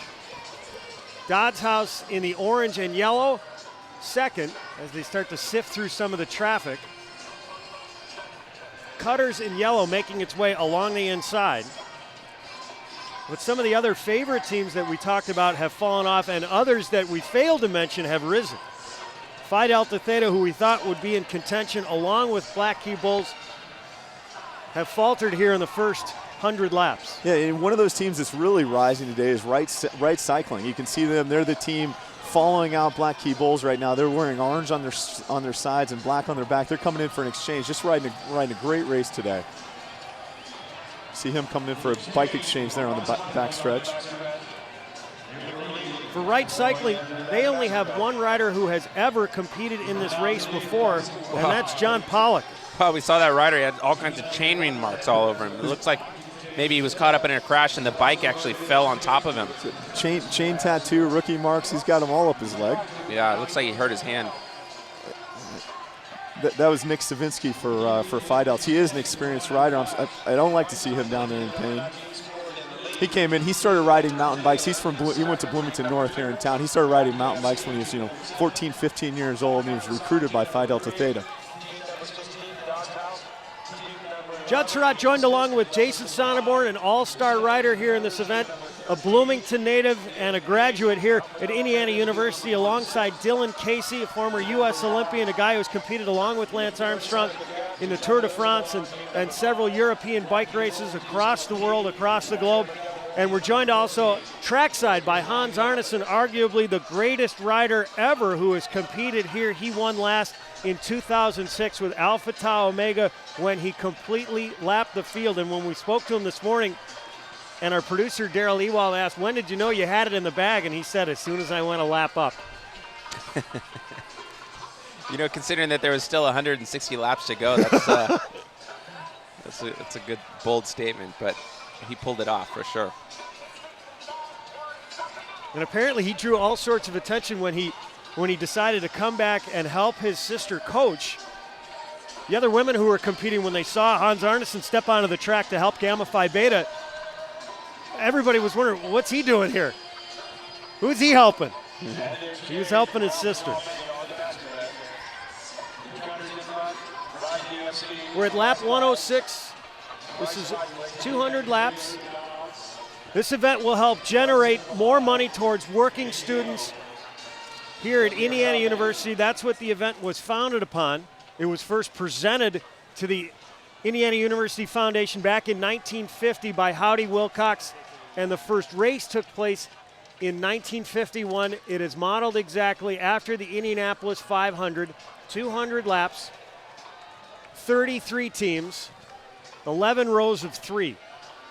Each team that you'll see today has 4 riders. They can be, in this case for the men's race, fraternities, dorms, or independent cycling crews. And Jason, interestingly enough, when the Cutters team broke off from Delta Chi, they generated an abundance of new independent teams that they hadn't seen before. It was an idea that independent teams could actually win this race. It doesn't have to be a fraternity, or it doesn't have to be a dorm. Yeah, that's right. And today you see really strong independent teams, like Black Key Bulls, like the Cutters. You've also seen a number of teams win that didn't win in the past. It was Gafambi. It was also the Corleones. It was teams that used to be fraternities that went out and started independent teams.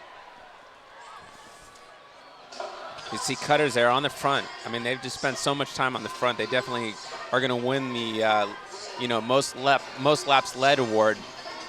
It'll be curious to see if it actually pays off, but they're making the race. They've taken ownership of this race, and it's showing today. The Cutters team qualified 13th. Cutters wearing yellow. When HDNet's covering the race, you want to be on the front. We used to have a sign that said ESPN. That was back when ESPN did the coverage, and it just meant get on the front, right? You need the FaceTime, and it also helps because you stay out of trouble. So today, it's HDNet. That's right, little TV time. The Cutters actually have a rider in Eric Young who finished 3rd in ITTs, who is not competing today, and they have essentially a rookie in Clayton Feldman, who is riding for the Cutters team, who went through the rookie training but did not race as a part of the team last year that won. And it just really goes to show the overall strength of the cutters, right? When you have five guys in the top 10 or 15 in ITTs, and what it is they're competitive against each other and they help each other get better. And so that's why you want a lot of people riding for your team and for your house.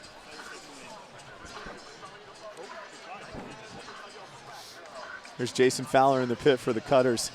He's a guy that's ridden for Gafami and also for the cutters. He picked up a win for the cutters in, I believe, 2004 when Chris Fargo took the line.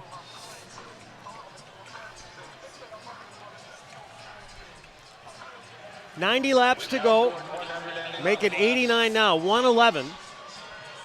Phi Kappa Psi in silver leading the pack right now. Wright Cycling in the orange and blue.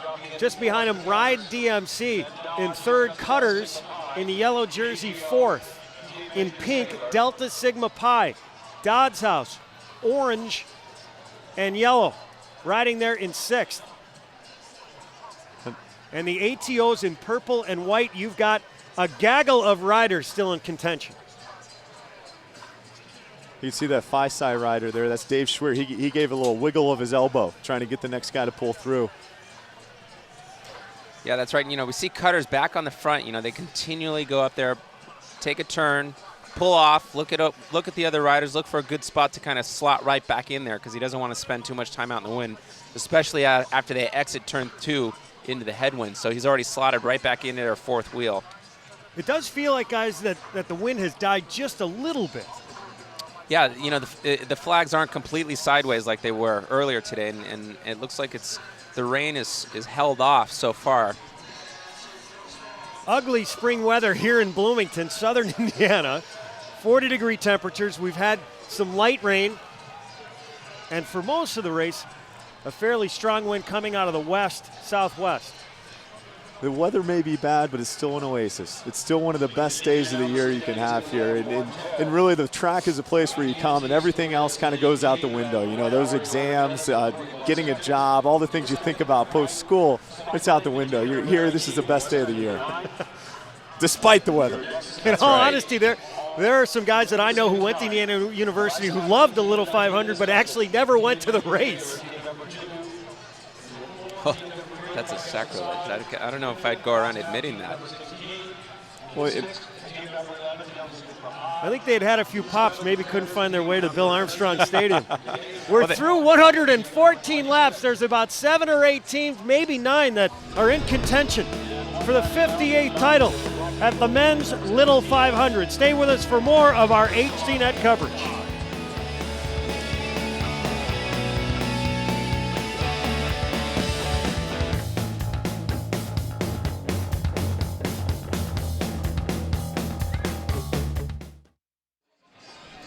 Welcome back to Bill Armstrong Stadium here on the campus of Indiana University. Judd Surratt alongside Jason Sonneborn and Dylan Casey braving the elements. Sorry, I ditched the Bud Grant look I had in our open. But it's been a fabulous ride once again. The weather has not deterred the riders nor the crowd here today. You know, we get to actually talk about the weather because we're in it. You know, we're not in some, you know, nice warm press box or anything. We're up here with the riders feeling it. What were the worst conditions you ever had to compete in? Well, you know, it's funny. We were talking about whether or not the race was, you know, what it took to cancel the race or to postpone it. And they said that the only thing was lightning. And I can recall a couple of races, actually some in here in the U.S., where there was actually lightning bolts striking the ground next to me. And I'm thinking to myself, no way, this, you know, they're going to cancel the race. You know, no, I'm waiting for the director to come over the radio on the earpiece to say, okay, boys, you know, let's pack it in. But sure enough, we came through the start-finish line, and everybody was full gas still. So it was we've been through some pretty tough conditions. Hans Arneson, are you sensing any changes now with 80 laps remaining?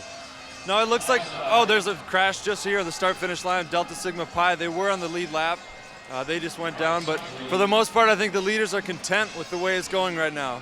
They're happy, they're riding together. Some of the top teams are still there. I expect that they're waiting for a sprint. They're waiting to make it happen on the last lap. That's what it came down to last year.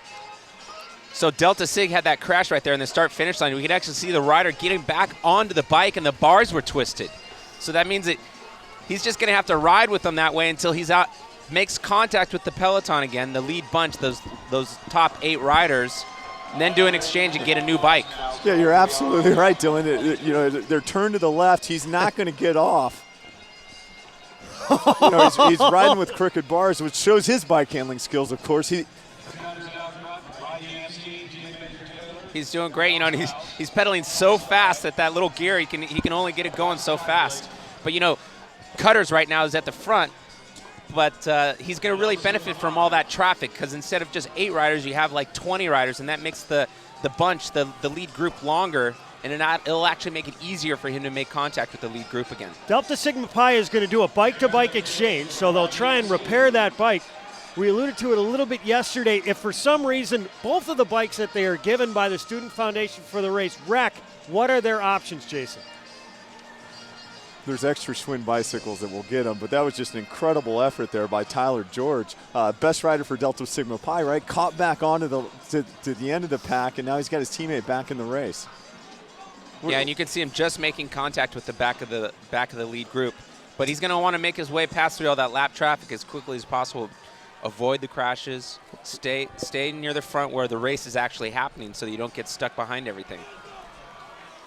Two of the guys for Delta Sigma Pi compete in an event here called cyclocross, which a lot of riders really seem to enjoy, and it's an event unlike any other.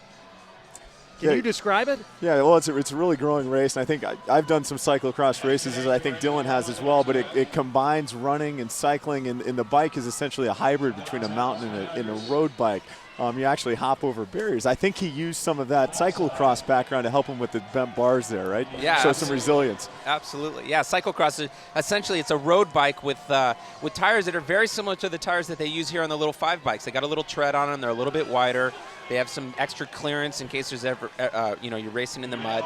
But they actually have to dismount and mount their bikes to get over barriers and to run up little cliffs and stuff like that. So a lot of the skills that are necessary to be a good cyclocross rider, same things that are necessary to be good here in the little 5s. Yeah, it's really good crossover when you think about the surface as well. You know, you think about the cinders and kind of the ruts and how it's a mix between mountain bike and road bike. Cyclocross is a really natural fit. You know, another interesting difference with the little 5 bikes and the riders out here, they're actually just using tennis shoes instead of the cycling specific shoes that actually clip into the pedals, much like ski bindings. And that's really largely so that they can do these exchanges. Mid-40s here at Bill Armstrong Stadium. Most people have dressed accordingly. Sweatshirts, jackets, hats. Except for those guys. If you got enough motor oil in you, you don't need it. And you can see, I think those are Delta Sigma Pi fans. You know, you can see a couple names written on the chest. Some dedicated fans out here, though. They're waiting for the last lap. We're at lap 125. Cutters in yellow leading the peloton, coming through here to signal lap 126. Dodds House in second. And moving through that is Black Key Bulls. They are a lap down. One of their riders, just to refresh everybody, Isaac Neff, they were having some difficulties early. He actually got sick trackside, which Hans Arneson was kind enough to report for us. And because of that, it may have cost them the race. Black Key Bulls now making an exchange, but again, they are a lap down. They were one of the heavy favorites for today. Isaac Neff winning at the individual time trials. Also winning at missing out.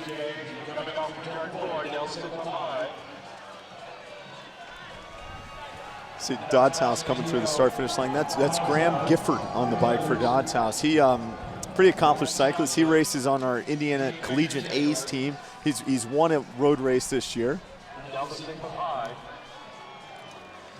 Last year they were third. They have 2 guys who are rookies in the race. Gifford, who you mentioned, and Aaron Knapp.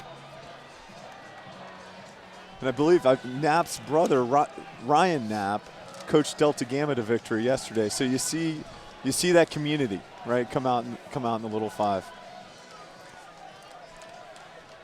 Dan Houch had said before the race, talking to him about Dodds House and some of their strategy, he said, I'm going to hang on Cutters' coattails. I'm going to try and tire some of the other sprinters. We are going to push the pace. We feel like a fast race will favor us. Does it feel fast to you today? We've gone through an hour, 23, and 35 counting with 127 laps done. Yeah, I really don't think it's that fast. I think our track record is just over 2 hours, and today I see kind of a slower pace, and I see 8 teams on the lead lap. I really don't see Dodds House executing what they had talked about. We'll have to wait and see if over the last 70 laps they have something up their sleeves. The record, as you mentioned, held by the Cutters back in 1986. 2 hours, 1 minute, 44 seconds. The victory for the Cutters that day, Jay Paulsgrove actually overtook the team that was on the lead. I think it was in the last lap. It was just an exciting finish there in 1986 for the Cutters.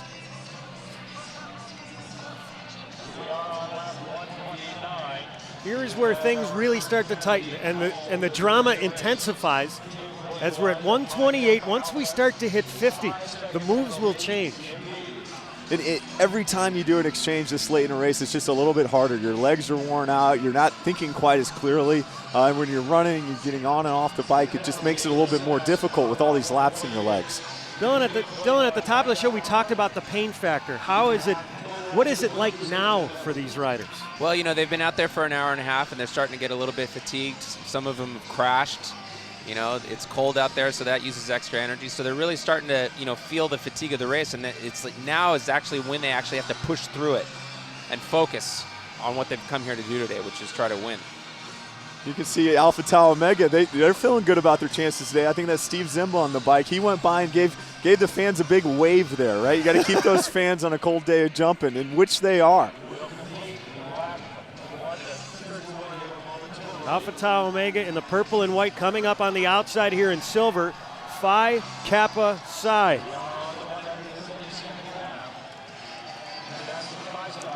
Phi Psi really turning up the heat. Yeah, so Phi Psi, you know, doing what they call a burn to do an exchange. And Cutters also taking advantage of the same opportunity right there. Cutters making an exchange. Phi Kappa Psi trying to get an extensive lead, and the exchange about to be made just below us, past the finish line. That's Mike Siegel for Phi Psi. Just really a great gap, a great burn, setting up his teammate there is Dan Brown. You know, and some of the other riders, the Delta Sigs, actually taking advantage of the fact that they're doing these burns. The pace gets lifted, and you can see the whole front group is getting strung out right now. It looks like the Phi Psi pit is awful rowdy after that gap. The guys with their shirts off, that was the Phi Psi fans. 32-degree wind chill, shirt off, bike wheel in the air. There's Phi Kappa Psi in silver coming across. Wright Cycling trailing Alpha Tau Omega in third. And we see T Major Taylor in black fourth, Cutters fifth, working up along the outside. Phi Kappa Psi is the only team in this race that has competed in all 58. Last year, they were second, beat in the sprint by Alex Bishop, and it came into essentially turn 4.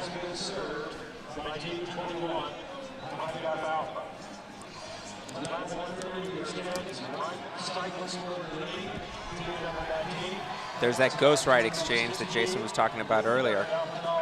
Thetas are also famous. We saw that yesterday happening. Yeah, so it's interesting. You had the same coach between Acacia and Kappa Alpha Theta, and that's why they do their exchanges that way. Right. His name's Tom Schwegler. Unfortunately, I haven't seen Tom here yet this year, but he's had a huge dent on the Little 500 over the years. Acacia's coached by Kevin Baines today, a rider who rode for them in the late 90s, early 2000s.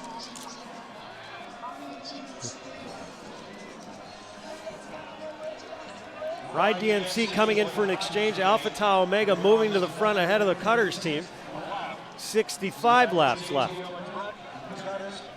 You know, you can see that the ATO rider there doing a burn to go to the front and do an exchange, and Cutters taking advantage of that and getting in the slipstream of the ATO rider just to keep the pace of the race high. And, you know, it's obvious that the Cutters' strategy is to keep the race as hard as possible. Just hopefully they're not burning up too much energy by always riding second wheel and closing the gap. Yeah, I don't think it's quite as hard as they'd like it right now. No.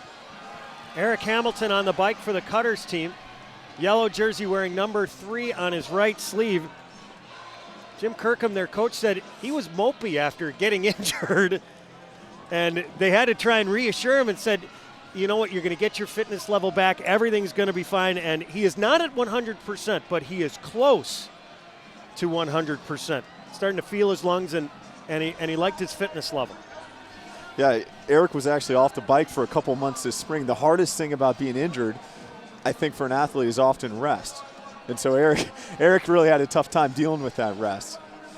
Yeah, definitely. The worst thing you can do is tell a bike rider they can't ride their bike. It's like, what do you kind of go stir crazy. What? You know, it's interesting. So just like yesterday with the women's race where we saw Teeter really come out and show their authority right from the very beginning, all the other teams kind of said, all right, fine. You know, you want to own the race? Okay, go for it. You make the race. We'll sit back here and watch. And they ended up losing. We're seeing the same thing happen today. Cutters has actually come out right away from the very beginning, taking control of this race. They're dictating the pace. And it looks like all the other riders on the lead lap are more than happy to just kind of let them do that. So it'll be interesting to see if the Cutters can pull it off. Cutters coming across, still at the top of the peloton, essentially. There's a rider in front of him, but he is a lap down. That's Black Key Bulls. And Dylan, you talked a little bit about yesterday and what happened. We saw two teams half a lap up about 50 laps in, and then they sat up, right? And the team that won was a half a lap down. Today you have 8 teams on the lead lap. It's all about improving your chances. Absolutely. Getting some of the other teams off the lead. Team Major Taylor about ready to make an exchange. There was a burn going on along Team 3. Cutters with a quick read there. Well, and that's what I mean. Cutters is taking responsibility to keep the pace high, to lift it. Every time one of the other teams does a burn, they jump on the wheel. You know, and they're constantly riding on second or third wheel.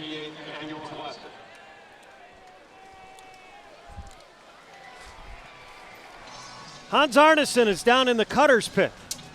All right, I'm down here with the coach, Jason Fowler. Jason, are you guys happy with how the race has been playing out so far? And what's your strategy for the rest of the race? It's been good so far. A few of the teams don't really seem to want to work, but so far we're still in it, so we like it. We'll probably start mixing things up here in the last 50 laps. What do you guys plan to do within those last 50 laps? Are you waiting for a sprint, or do you want to make an attack to make the win before that? We have a strategy in place for a sprint, so we'll see if something else shakes out otherwise. Sounds good. Thanks. Another guy that didn't want to reveal himself.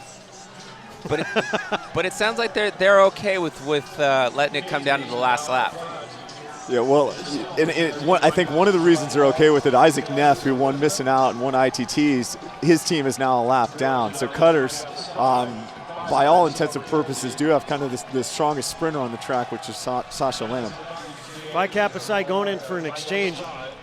Can you illuminate one of the things that the Cutters coach had mentioned, that some of these teams out here don't want to work? Yeah, they don't. Just as Dylan said earlier, they don't want to keep the pace fast, right? They're not taking responsibility to be on the front and to string it out and to really, make it an aggressive race. That's what Cutters is looking for. Cutters doesn't want to see 8 to 10 teams on the lead lap. They want to see it down to 3 or 4, and they want one of those teams to be themselves. Cutters has a long line of tradition where they've lapped the field a number of times, as Hans has. They did it in 1992 and also in the year 2000. Things have bunched up quite a bit here as we're at lap 142. Just over an hour and a half into the 58th running of the men's Little 500 here at Indiana University. And you can see Cutters again, Eric Hamilton. He's got a wheel, and he's just going to ride it all the way into the pits. We thought there would be a deep field this year. Thus far, it has proven true. 8 teams are on the lead lap and in contention.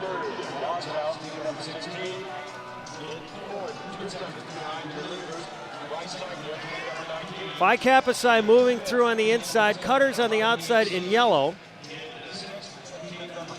The Black Key Bulls rider that is there in green and white is a lap down. Dodds House in orange and yellow, sitting in third.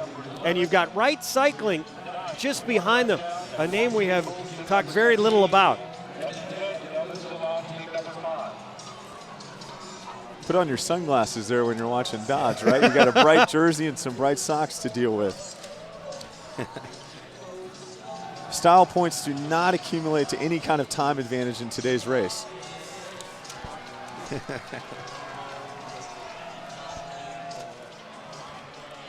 Dodds House last year felt they did not push enough.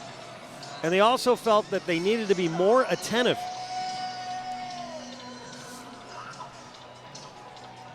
Here comes RideDMC on the outside. As we look at our best dressed rider in today's field, Mike Shear.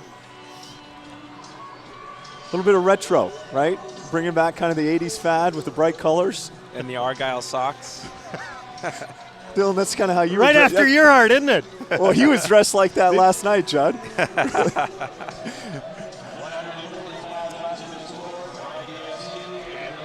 Lap 145. All right, you see Phi Psi up there in Wright Cycling. Gosh, they're just really riding great races. Great races. Yeah, Phi Psi is riding a great race. I mean, constantly sitting there on second, third wheel, right behind Cutters, letting Cutters do all the work, staying out of trouble. Good position. It's just RideDMC moving up on the outside. Another team that I didn't expect to be there. And now the pace quickens as we head into turn 4. Well, because you have a team Major Taylor exchange happening, and so you see the other teams following him out. Cutter's also doing, this is what we've been seeing him do all day long. Kenny Park's on the bike. And the reason they follow that TMT rider out is now Kenny has roughly a quarter of a lap to catch up and get back to the leaders. Now you see Cutters coming in for exchange, so they're queuing off of each other. You see the top teams queuing their exchanges off of the other teams. Yeah, it's just like a NASCAR race when you see one of the other cars on the lead lap or whatever come in for a pit. You want to do the same thing, so it's exactly the same strategy that's being employed here. Except here it's not NASCAR, Dylan. That's right. It's Indianapolis 500, right? My bad, my bad.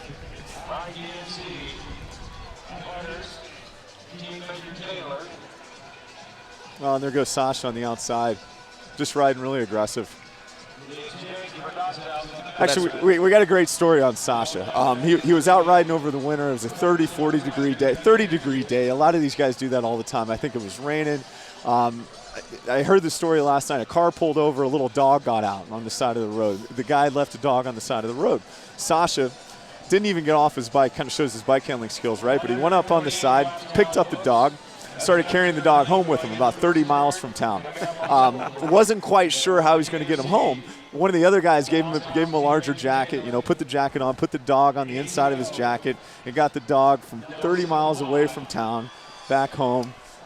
Named the dog Cutter Chloe appropriately, and now the Cutters have a team dog. Oh, that's great. A team mascot. He's a fascinating story, Sasha Land. Land, a part of the victorious team last year for the Cutters. He said he was functionally illiterate essentially growing up because he had a learning disability. He was dyslexic. He couldn't read signs or anything that everybody else takes for granted. And when he had to take an exam that he had to read, he tested out at a reading level at second grade. This was when he was 14. But when someone read him the questions to the exam, he tested out at age 14 as though he were a sophomore in college. He's had to overcome that, and now he's got himself lined up to teach elementary education once he graduates here from the university. It's just a great story. So often you see people that are not only good bike racers or good athletes, also good in school and also try to do the right things. And I think you just see that with so many people on the steering committee and the student foundation, also riders. His father is actually the reason, or his stepfather was the reason he got hooked into this race.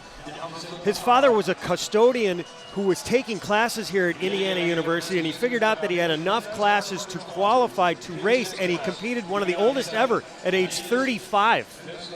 Competed in the race. And that's how he got hooked. Well, maybe there's a chance I can come back and do the little 5 then.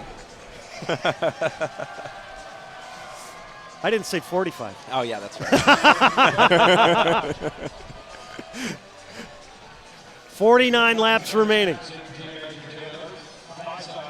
Well, I don't know. Dylan, are you still racing? When I first talked to you into coming to the little 500, you used to bring a bike. Yeah. But are you still riding? Are you still racing? Sure. You know, I try to keep my girlish figure. It's a nice way to get out and enjoy the weather. I think cycling is something, you know, it becomes a lifestyle. It's kind of like surfing. You know, it's not just about getting out on the bike. It's a whole approach to everything. But it's a pretty exciting thing. Phi Kappa Psi in silver leading. Cutters at second. Dodds third. And in fourth, Team Major Taylor. There are 8 or 9 that still have a chance to win the 58th Men's Little 500.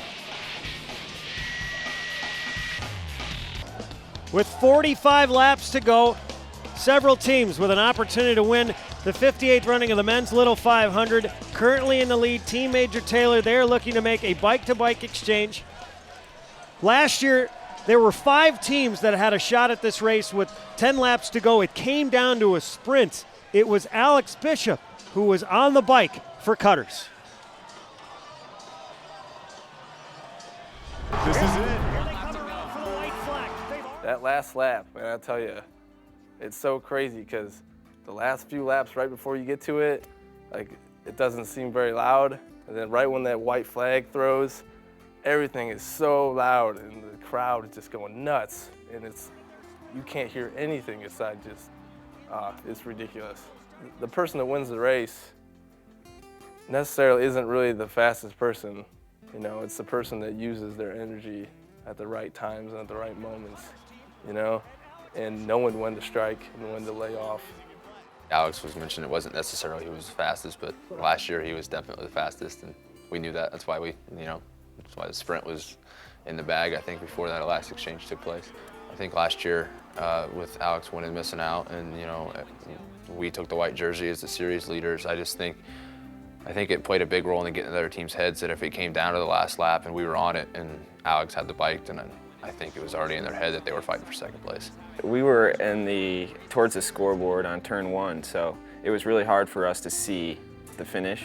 But I mean, as soon as Alex had the inside on the white flag, I knew it was over. I mean, he was just going to be another missing out run, like he said, and it was game over. So, you know, when it comes down to a sprint, you know, I'm a very confident person with that, and the rest is kind of history. It was 3 years coming, and a lot of upsets and, you know, downfalls and just bad luck those previous years. And to get it that third year, my last year, is really something special. Last year, Cutters winning for their 8th time. That tied them for the most in the history of this race. They've won it also in 04, 2000, 97, 92, and 88. Just narrowly beaking out Phi Kappa Psi in the sprint and a couple other riders down the stretch. But as a lot of the guys for the Cutters mentioned, once they got that man on the bike at the end, they felt they had it in the bag. Yeah, he was just the right guy to have on the bike at the right time. Yeah, a lot of times you see sprinters that are a little bit bigger and stronger, and you can see Alex, you know, he has those big legs, those big arms. Yeah, last year's finish was a true sprint. You know, he had six guys all coming to the line. 40 laps to go. 200 in total. Dodds House, Cutters, RideDMC, Team Major Taylor, Wright Cycling, Phi Kappa Psi, Alpha Tau Omega, all in contention.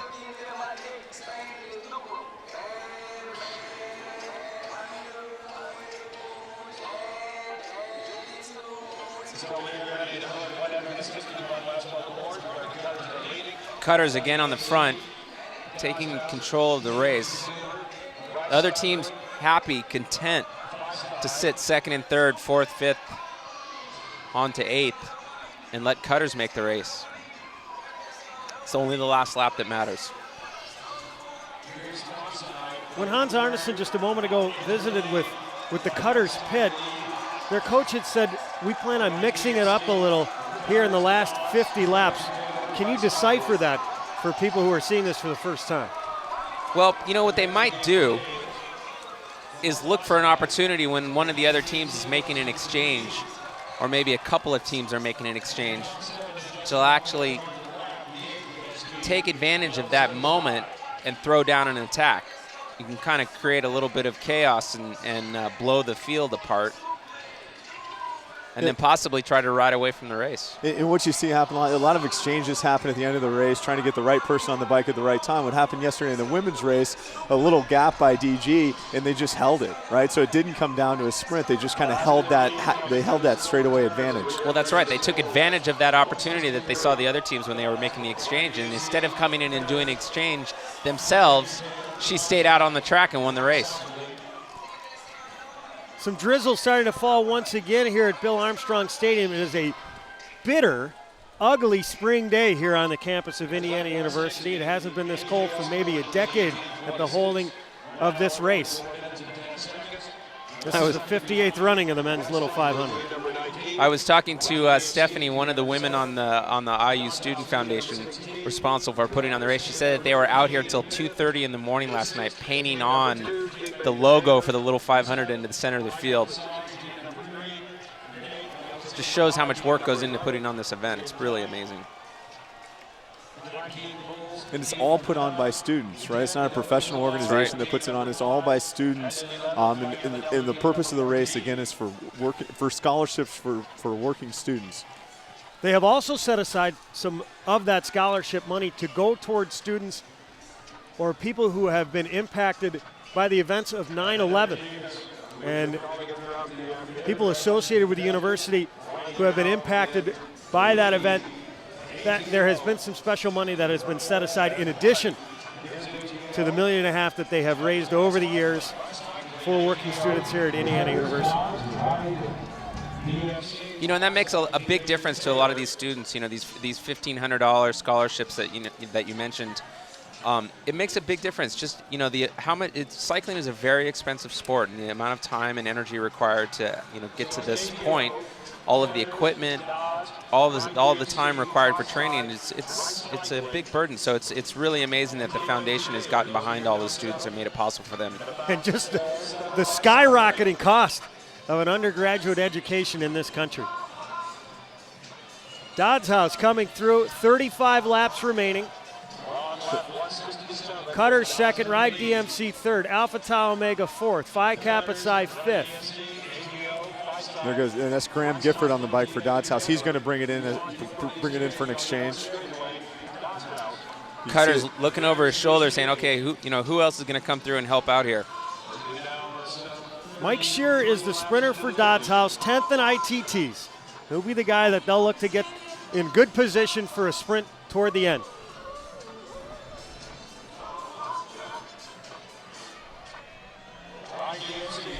And I believe the RideDMC rider, I didn't catch his number as he flashed by, the only guy wearing shirt sleeves today.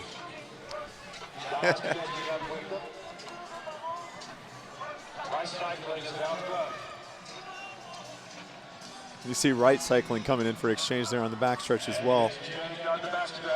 Wright's just really ridden terrifically today. They have a number of riders that haven't ridden before, and their experienced riders really John Pollock. But just a great effort, right? Leading a rookie team today.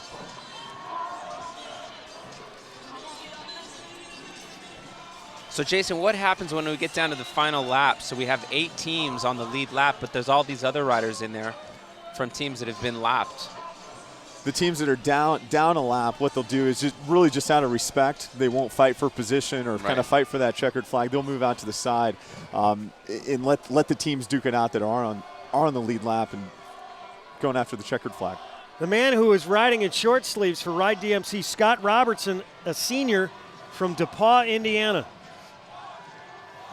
Must have some Flemish blood in him or something, because, you know, the Belgians are notorious for loving a beautiful spring day like this where, you know, the conditions are 35-degree wind chill. You can see him tap his helmet. You know, that probably means he's looking to his teammate to come out. He'd like to bring it in for an exchange. The Cutter's looking to exchange along the back straight. They have, from our vantage point, the far left pit on the far side. And the exchange made. Phi Kappa Psi, for the time being, takes the lead. Dodds House will move to the inside and claim the top spot for themselves. Trailing in purple and white, Alpha Tau Omega. Moving up and through them a series of riders that all have an opportunity here. 30 laps remaining. 1 hour, 51 minutes in. Looks like ATO is coming in for an exchange as well on the back stretch.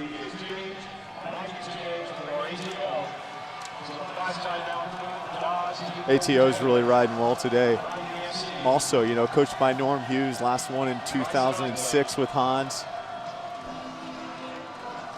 Steve Zimba said that part of the reason they did not qualify last year, the team they said was riding fast coming out of spring break, and he felt like we were a little bit cocky out there, and it cost us in qualifications. They weren't able to make the 3 exchanges, or they had the 3 opportunities to try and qualify, dropped the bike on the first 2, and made what the judges felt was an exchange that was illegal, and they were eliminated from competition last year before the race even began.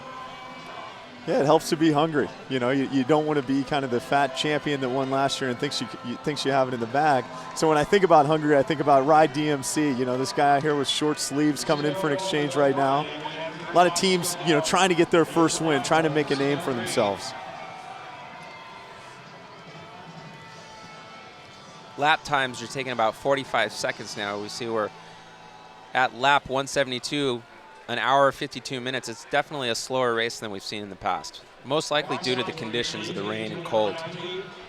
Dodds, ATO, Cutters, Teammaker Taylor right there with them. We'll give you the standings of the lap 170. Dodds House is 28 laps to go. This is where we're going to start to see some of the teams like Cutters and maybe Major Taylor start to change the race up a little bit, maybe force the pace even more, maybe take advantage of some of the exchanges, do an attack.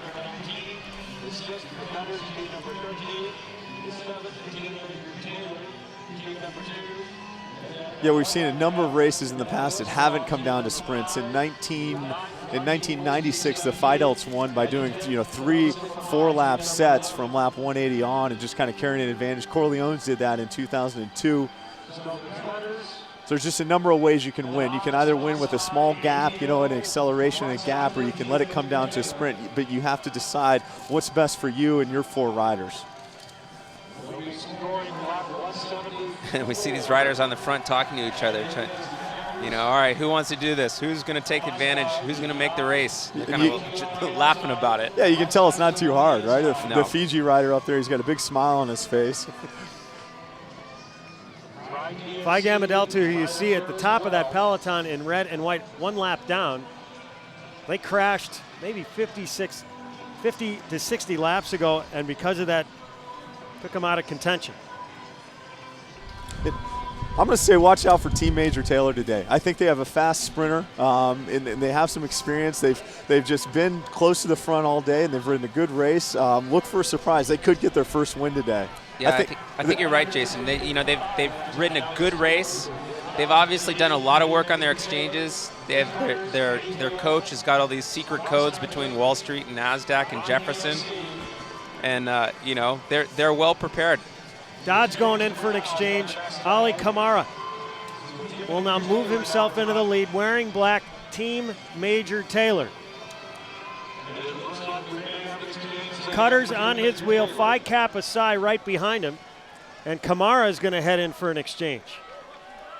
We'll see now. Look, you have these 3 riders off the front now. Major Taylor making an exchange. This might be an opportunity for these 3 riders to separate themselves from the other 5 teams. Yeah, you can see them really, they're trying to make Team Major Taylor hurt a little bit. Pick up the pace. You know, there's Phi Psi on the front. Team Major Taylor, he's got to kind of work his way back up through the riffraff because he wants to catch those guys.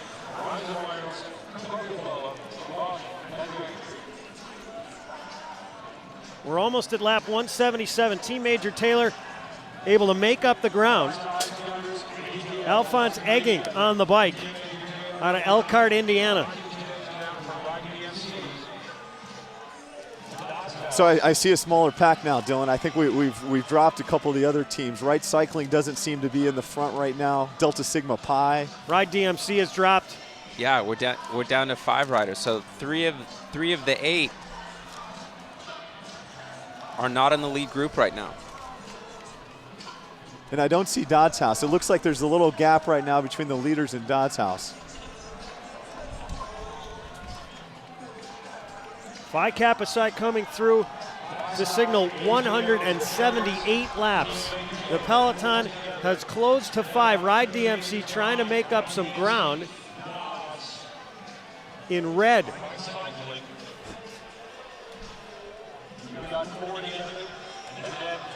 You know, and some of that traffic is actually going to slow the 5 leaders down, and other traffic behind will actually make it easier for RideDMC to close the gap. And I think the keep up pace sign there in the Cutters pit was, you know, Dodds House, they're down right now. There's a gap opening up, and the gap looks like it's getting a little bit bigger. Keep up that pace. Come on, get Dodds House out of contention. They might have a bike problem. I'm not quite sure what's going on with Dodds House. Right, you know, Phi Psi, they just did a bike exchange there, and he's going to have to close the gap, but that actually might help out the other 3 teams because now they have somebody that's going to help them make contact with the front group again.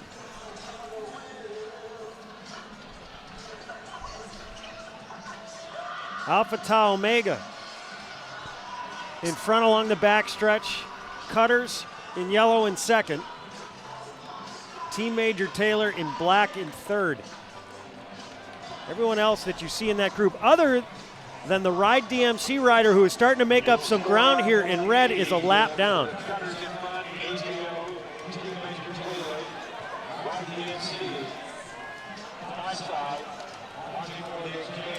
And you really see the pace picking up a little bit right now. I think a lot of the good teams, they know Dodds House is down. It looks like he's really pedaling squares.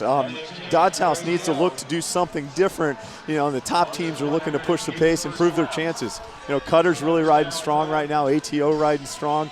Team Major Taylor.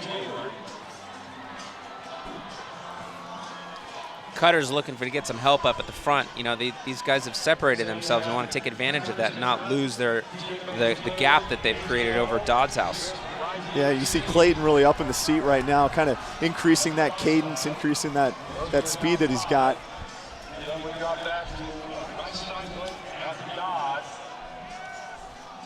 Clayton Feldman, 5th in ITT, 2nd in missing out. Out of West Lafayette, Indiana. The Cutters team swept the 08 Spring Series. Looks like good set there by Clayton. It looks like Clayton gave it to Eric Hamilton, who's going to come on fresh. He comes on fresh, stands up, and kicks it in right across the start-finish line. This is exactly what their coach was talking about in the last 40 laps. So you talk about excitement. So many things have changed right now. Dodds House is down. Cutters is pushing the pace. Alpha Tau Omega is just trying to hang on. And Fowler looks animated in the pit. He likes what's happening. Hans Arneson, your perspective, trackside. Well, what you're seeing right now, some of the top teams are starting to pick up the pace, and anybody who's being dropped cannot make up that ground. It's so hard with that headwind here on the backstretch. They can't make up that ground. It's definitely going to come down to a sprint, or it's going to be isolated between a few teams. Now you're seeing Cutters and ATO are working really hard right now to separate themselves from the rest of the teams in the lead. Team Major Taylor just made an exchange, and it was not a good one to Kenny Parks. See Eric Hamilton for Cutters just burying himself there, Dylan. You know. Yeah, he's going flat out. Cutters is wide open right now. Here's the Team Major Taylor exchange. Yeah, it wasn't that great, but you know, the upside to it is that it's going to put him in right with the other rider from Dodds House who's off the back right now. So those two are actually motivated to work together to chase down Cutters and get themselves back into the lead of the race. The Sammy fans still on hand, their team, the pole sitters for today. They had 1 or 2 good riders. The question was whether or not they had the horsepower to stay with groups like the Cutters, and they have not. We can see the Cutters riders really suffering right now, you know, but he's just got to push through that pain. He's just drilling it. He knows this might be his last set. You know, he's got to go for it with 15 laps to go. A huge gap. Eric Hamilton up on the bike.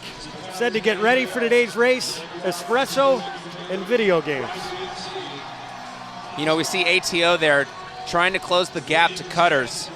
And this is where he's really got to turn the screws.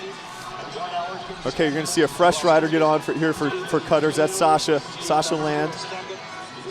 And you see ATO's got a little bit of an advantage. I think ATO might exchange here in the next couple laps.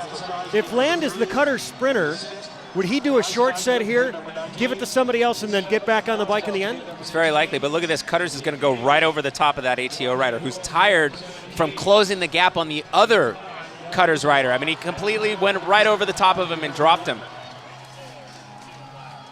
He's getting some. This is what you call turning the screw right now. That's laying right. it all out on the line.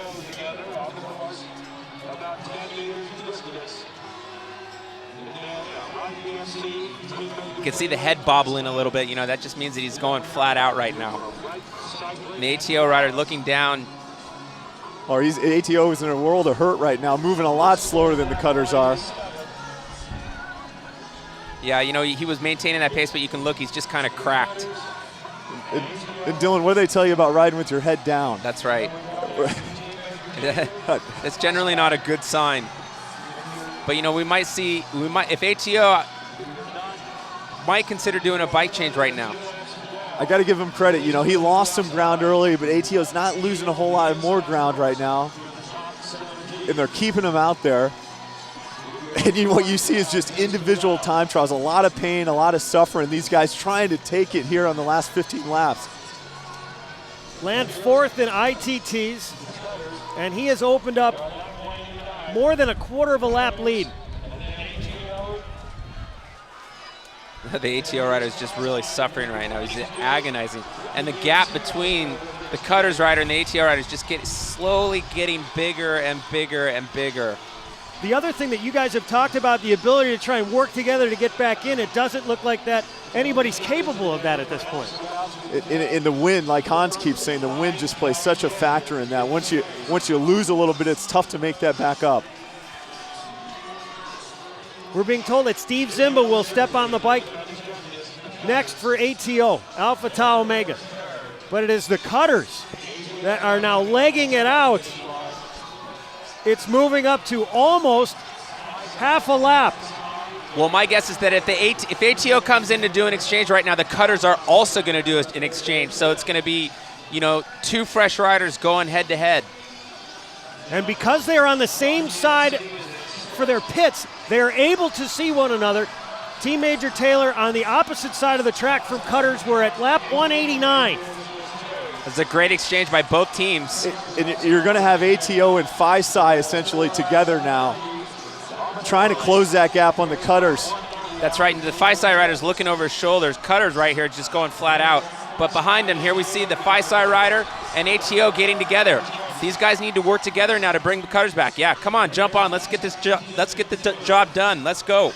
That Phi Psi rider, Adam Mercer, really closed the gap. He pulled him back. Yeah, but you know, they're wasting too much time talking to each other. They just got to get down to business. There you go. He got a little help, right, Dylan? He got what he wanted. The ATO riders coming through now. Yep.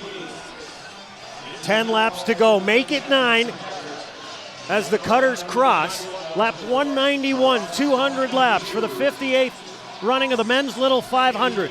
The Cutters victorious last year.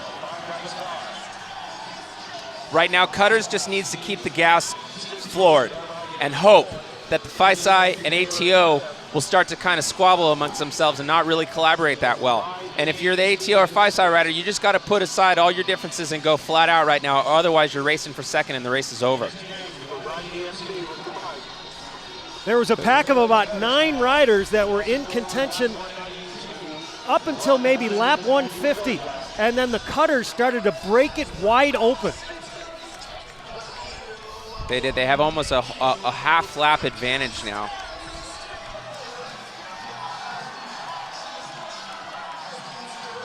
The Phi Psi rider, he's saying, no, I want to do an exchange, and his coach is like, no, you can't do an exchange. You guys need to work together right now.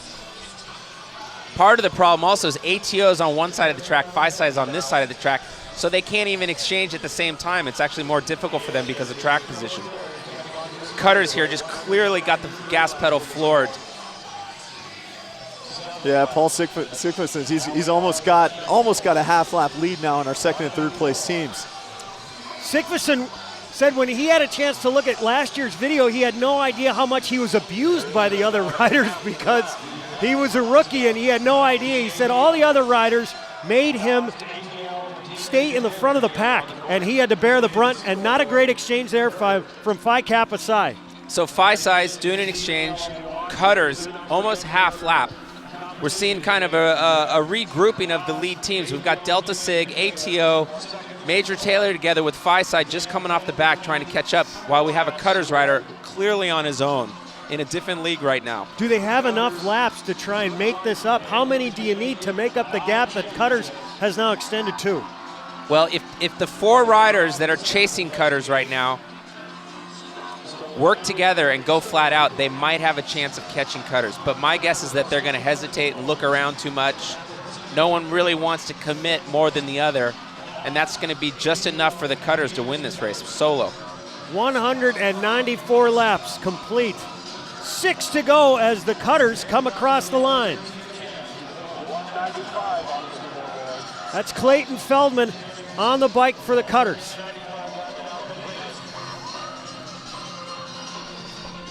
Clayton's just letting it all go right now. You see them doing shorter sets. Cutters are doing 2-3 lap sets, trying to keep people fresh. And the chase group, to me, just doesn't look like they can pull it together. They're not working well together, The cutters are saying, that's right. This is the house of pain, and the cutters came well prepared, obviously. From the very beginning, they made this race, and at the very end, they're going to take it home. I don't think the pain is factored in for them. They seem oblivious to it. It's true. It's like the more the better. Almost more than a half lap advantage now on the rest of the field. This is the 25th time that the cutters have competed in the Little 500. 22 times they have finished in the top 10.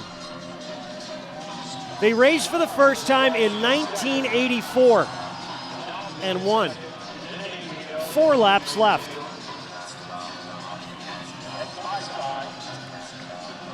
The cutters have never won back-to-back. And there's, I believe on this track since 1981, there's never been a back-to-back winner. So the cutters are trying to do something today that no team has ever done on this track. No team since Delta Chi has won a championship back-to-back. And the cutters have a great chance of it today. They've done what it takes, and they've got over a half a lap lead right now, and they're just turning it up.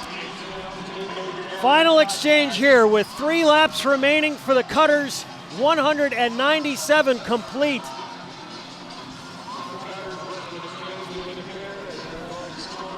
Looks like looks like Sasha Land, their veteran's gonna close it out for them. Just looking super smooth and really, really comfortable on the bike.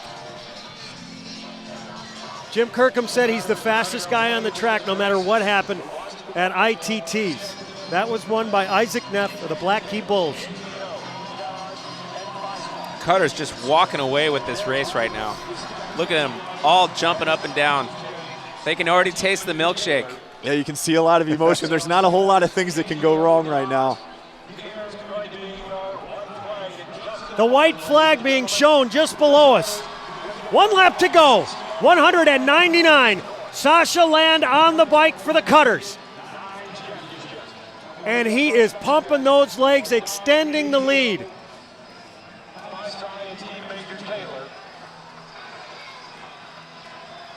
Cutters really just took advantage of this race. They really took it. The cutters coming through now on the back stretch and into turn 4. They exploded this race with about 20 laps remaining, and they have demolished the field for back-to-back wins for the first time. The most decorated team ever, the cutters, the winners of the 58th Men's Little 500.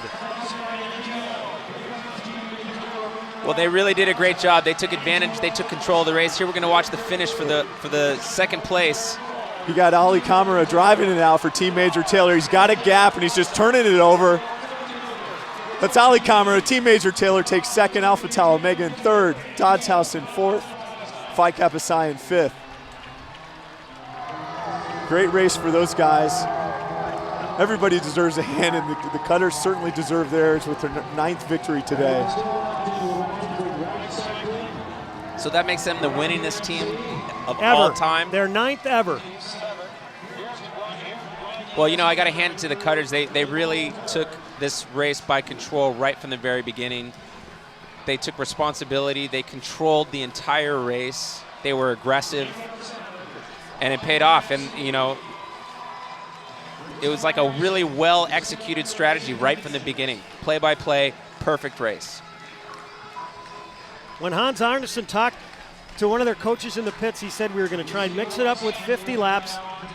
First they knocked off, there were about 9 teams that were still on the lead lap and still on the peloton. They knocked that down to 5 and then just put the pedals to the ground and they ran away with it. You're right.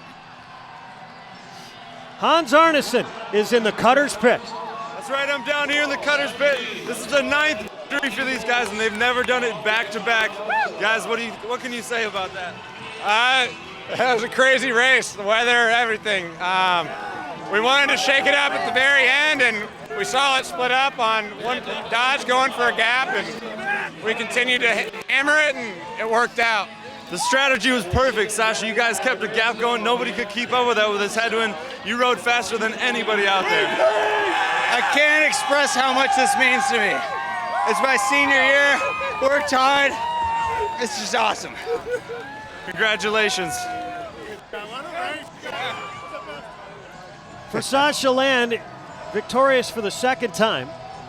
The Cutters winning this year, last year, 04, 2000, 97, 92, 88, 86, and 84. And they didn't need a sprint this time. Last year, they needed Alex Bishop to sprint it at the end and win it.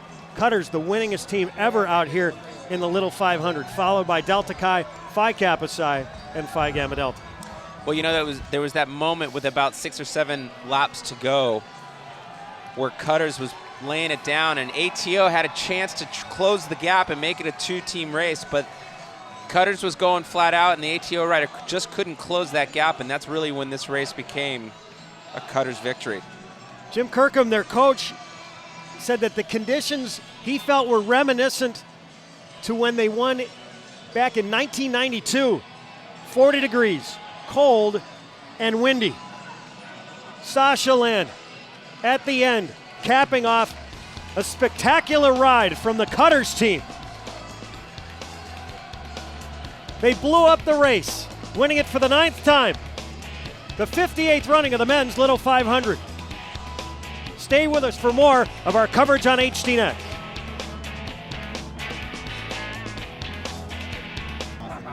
Welcome back to the 58th Men's Little 500. The Cutters team victorious for the 2nd consecutive year, the 9th time overall.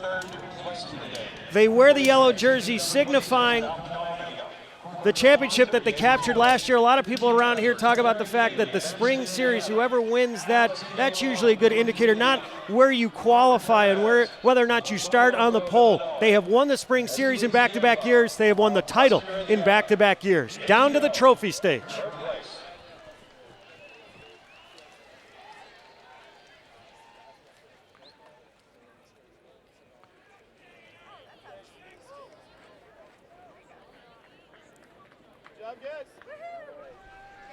Your 2nd place team. Team Major Taylor, the corporate sponsor, Steak and Shake. Ali Kamara from Bloomington, Indiana. Alphonse Egging from Elkhart, Indiana. David Fong from Singapore. And Kenny Parks of Goshen, Indiana. Team Major Taylor.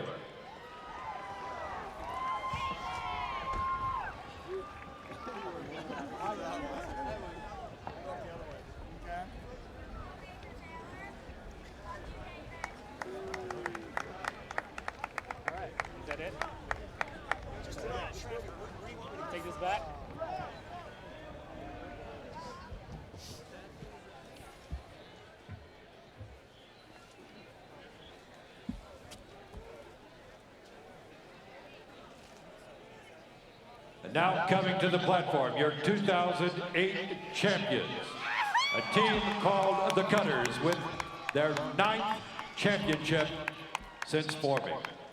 Elliott Stone Company, the corporate sponsors. Clayton Feldman from West Lafayette, Indiana. Eric Hamilton from Brazil, Indiana.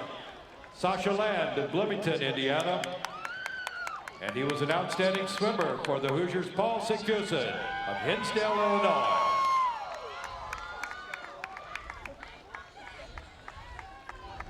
The Borg Warner Trophy being handed to the cutters.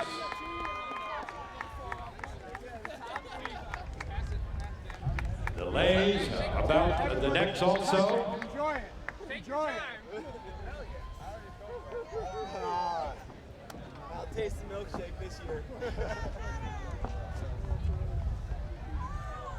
Hey, give me that thing back. Oh, you got it, baby. You deserved it. Woo! Yeah.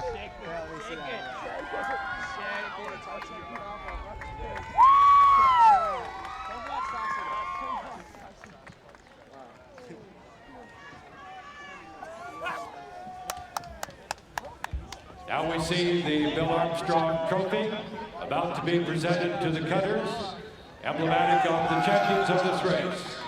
Back-to-back winners for the first time since Armstrong Stadium opened in the very, very early 1980s.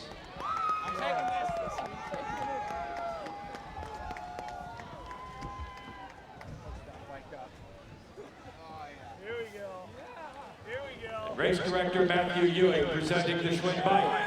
Again, another symbol of the championship for a team called the Cutters.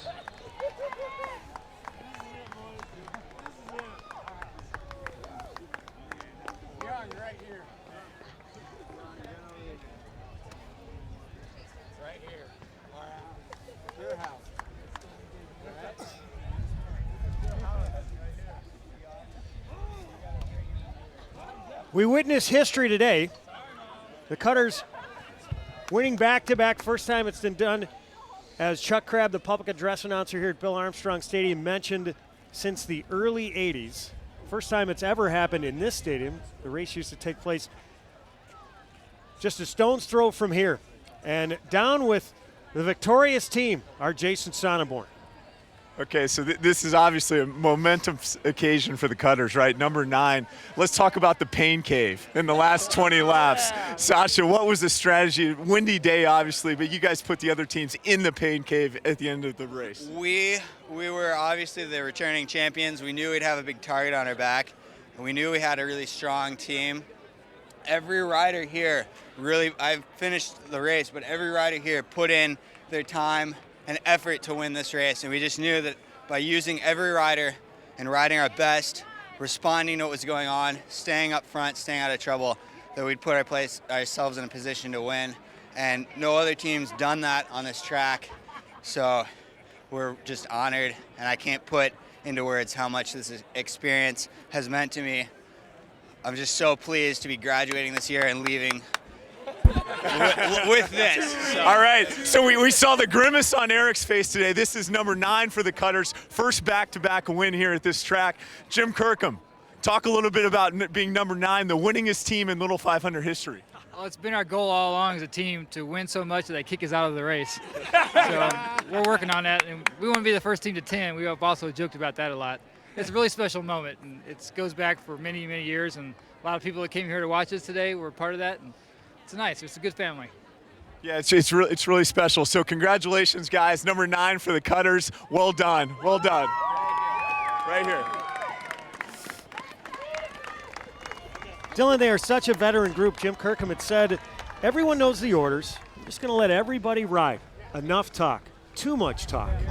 We don't need to talk. Victorious again. You know, Judd, they did a great job. They came out here. They took the responsibility of being the defending champions. They have a long legacy of success in Cutters. They came out here and said, you know what, we're going to take control of this race. We're going to follow every move. We're going to take full responsibility, and we're going to win it. So the Cutters, congratulations to them. Great race. And they buried some able riders and some able teams today. Yeah, I mean, they were on it. They showed from the very beginning that they were going to, make the race, and every opportunity that they had to take advantage of putting themselves, into a position of winning the race, they took it and they did it. T Major Taylor finishing second. Alpha Tau Omega game for about 150, 160 laps, finishing third. Dodds House fourth. They just couldn't keep the pace. Phi Kappa Psi ends up finishing fifth. Still looking for their first victory since 1978. The Cutters will take a celebratory lap here at Bill Armstrong Stadium. Well earned. Sasha Land talked about how much it meant. How much could it also mean for a guy like Eric Hamilton, who missed a couple of weeks, 2 events, had knee surgery, and had to sit out last year in order to get a chance to compete and win. You have been watching HDNet's exclusive coverage of the Men's Little 500. The executive producer of HDNet Sports is Daryl Ewald. Our director today, Mike Sheehan. Coordinating producer, Johnny Galpin. HDNet engineering by Dan Neighbors and Jeff Millay. And thanks to all of our local crew here in Bloomington for their help today. For my partners, Dylan Casey, Jason Sonnenborn, and Hans Arneson, I'm Judd Surratt. So long from Bloomington, Indiana.